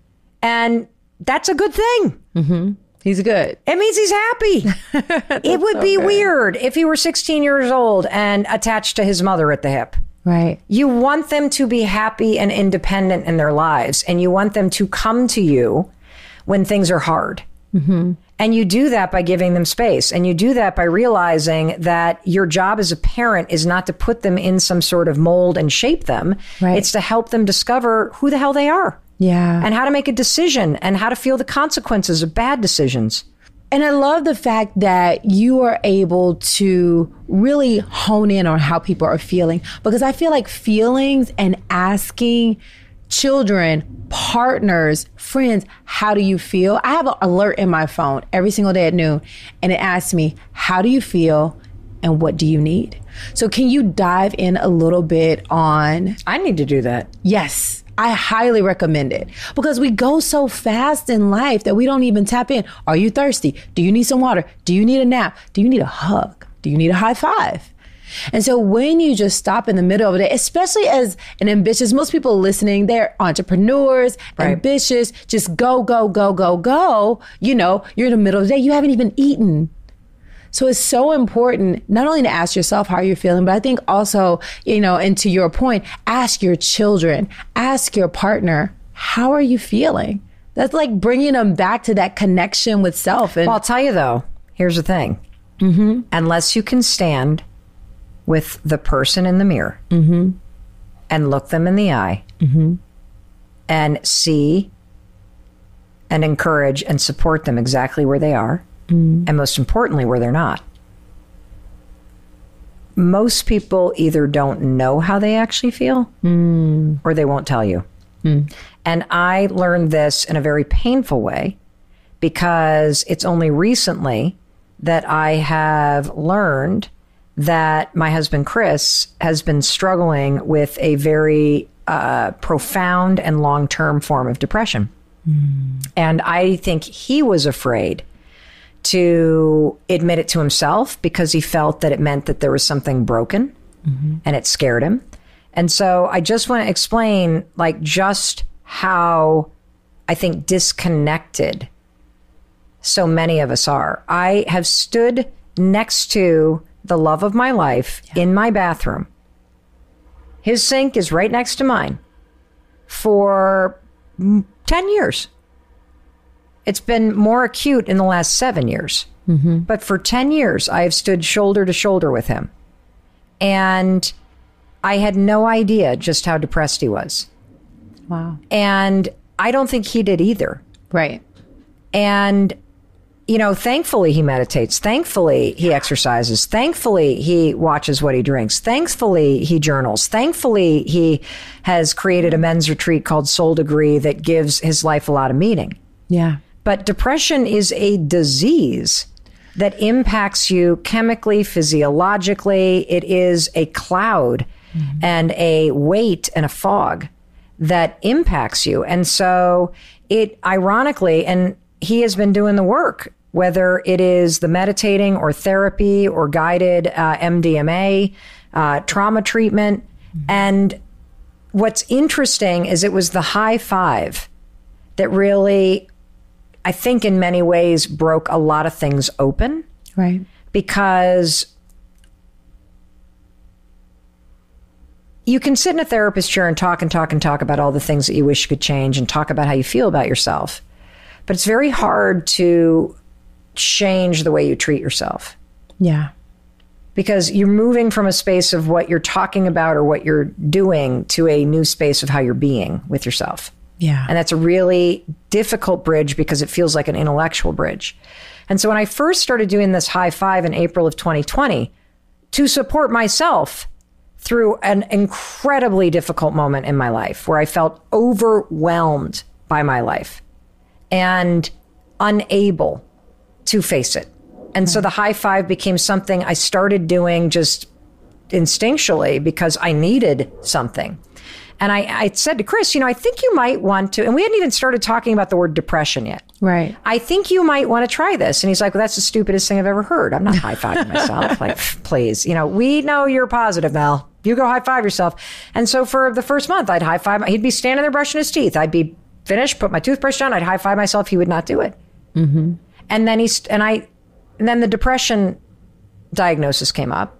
And I started hammering him. I really think you should do this. I'm actually feeling something change within me. And he started doing it. And it sort of gave him this personal experience of realizing, and this is the way he said it. I thought it was stupid because for a decade I've looked in the mirror and see a person who's failed. My restaurant business failed. And as proud as I am of you, your success has magnified the fact that I always believed it was my job to be the one providing and to be successful. And so it has magnified my sense of being lost. Yeah. And I look in the mirror and for a decade, I see a person who doesn't deserve a high five. That's why it would feel stupid to give myself one. Right. And through the process of raising his hand and high-fiving himself exactly where he is, dealing with depression, accepting himself for who he is, forgiving himself for the stuff that, you know, this is where we all are, by the way. I'm using Chris with his permission as an example. Right. Because I think it's a very relatable one. Right. Until I'm through this hole, then I'll high five myself. Until I'm making some money, I'll high five myself. Until I actually, no, you got to high five yourself now, because the high five isn't, yeah, I'm awesome. The high five is, I see you. And I know you did some stuff and you feel some stuff that you're having a hard time forgiving yourself for. I'm still going to love you. Yeah. I'm still going to believe in you. Yes. I'm still going to support you. It's how you heal. It's how you give yourself permission to turn the page and start a new chapter. Right. It's how you start to create a new relationship with yourself. And it's extraordinary. It is. And I will say, as a person who experiences depression, is that sometimes you don't know until you're out of it. Or you don't know until you listen to something like this podcast and you start crying, or you don't know until something happens. And that's what happens, especially with very high functioning people who also experience depression. It's like sometimes there's no like, hey, you're depressed until you feel it. And I feel like it's important and that's why I love that you say it's a habit. And it's not about what you're doing, it's about who you're being. I wanted to come back to that phrase because I think, especially right now, we're thinking, what can I do right now? Everything's uncertain. What can I do? But I feel like the high five brings people back to like, who are you being? Are you being in love with yourself? Are you validating yourself? Are you connecting with yourself no matter what you're doing? Yeah. And you know, let's go back to the basketball analogy. We would never start a basketball game together by me going, Koya, I think there's no way you're going to do okay in this game. Like I just, you really blew it in the last game. Right. Like I have seen how you played. Some coaches do that. Pass you. Like, you know what I'm saying? Like, you know what I'm saying? But like, that's not how you start a game you want to win. No.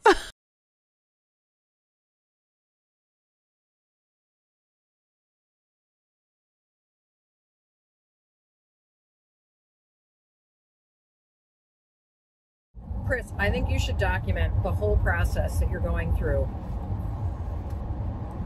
to get evaluated for whether or not you're suffering from depression. Turn the video on for the whole time. I don't know that you need to take people into your therapy, but you've been living with a dark cloud over you for a decade. And you've had a really hard time climbing out of the shame that you feel for having had the restaurant business not be successful like you had hoped it would be, or return the investment for your investors that you had hoped it would. And I think that there's a lot of people. My family how I anticipated. Right. And I think a lot of people are scared to go talk to somebody about whether or not they're struggling with either depression or anxiety or anything. And myself included. Yeah. And so I think if you were to be willing to make videos about what you're learning, about what the doctor said to you, about the symptoms that you feel, if you try meds, what you experience, I think it would be hugely helpful to people. It would destigmatize it. It would, you know, you might find that you don't have depression in the clinical sense. You're just a downer of a guy.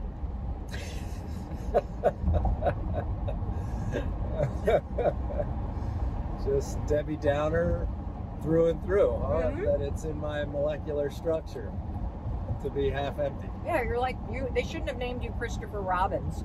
They should have named you Eeyore. I'm deathly afraid of earning that moniker. I guess you married Tigger, huh?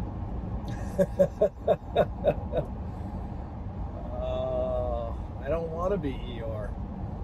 Well, then get help.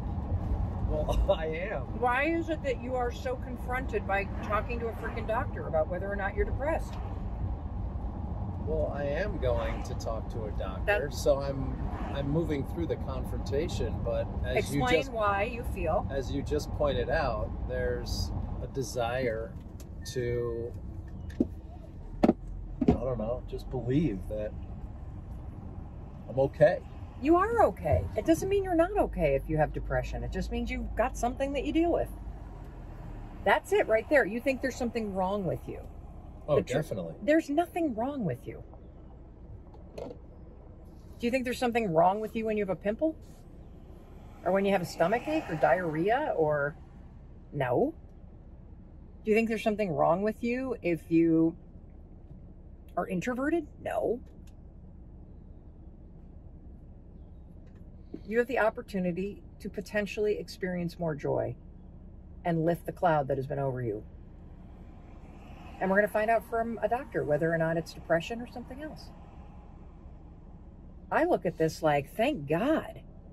Wouldn't it be wonderful if you knew what you were dealing with instead of just beating yourself up all the time? Hey, it's Mel. Thank you so much for checking this video out. And if you like this one, I have a feeling you're going to like this one too. I'll see you there.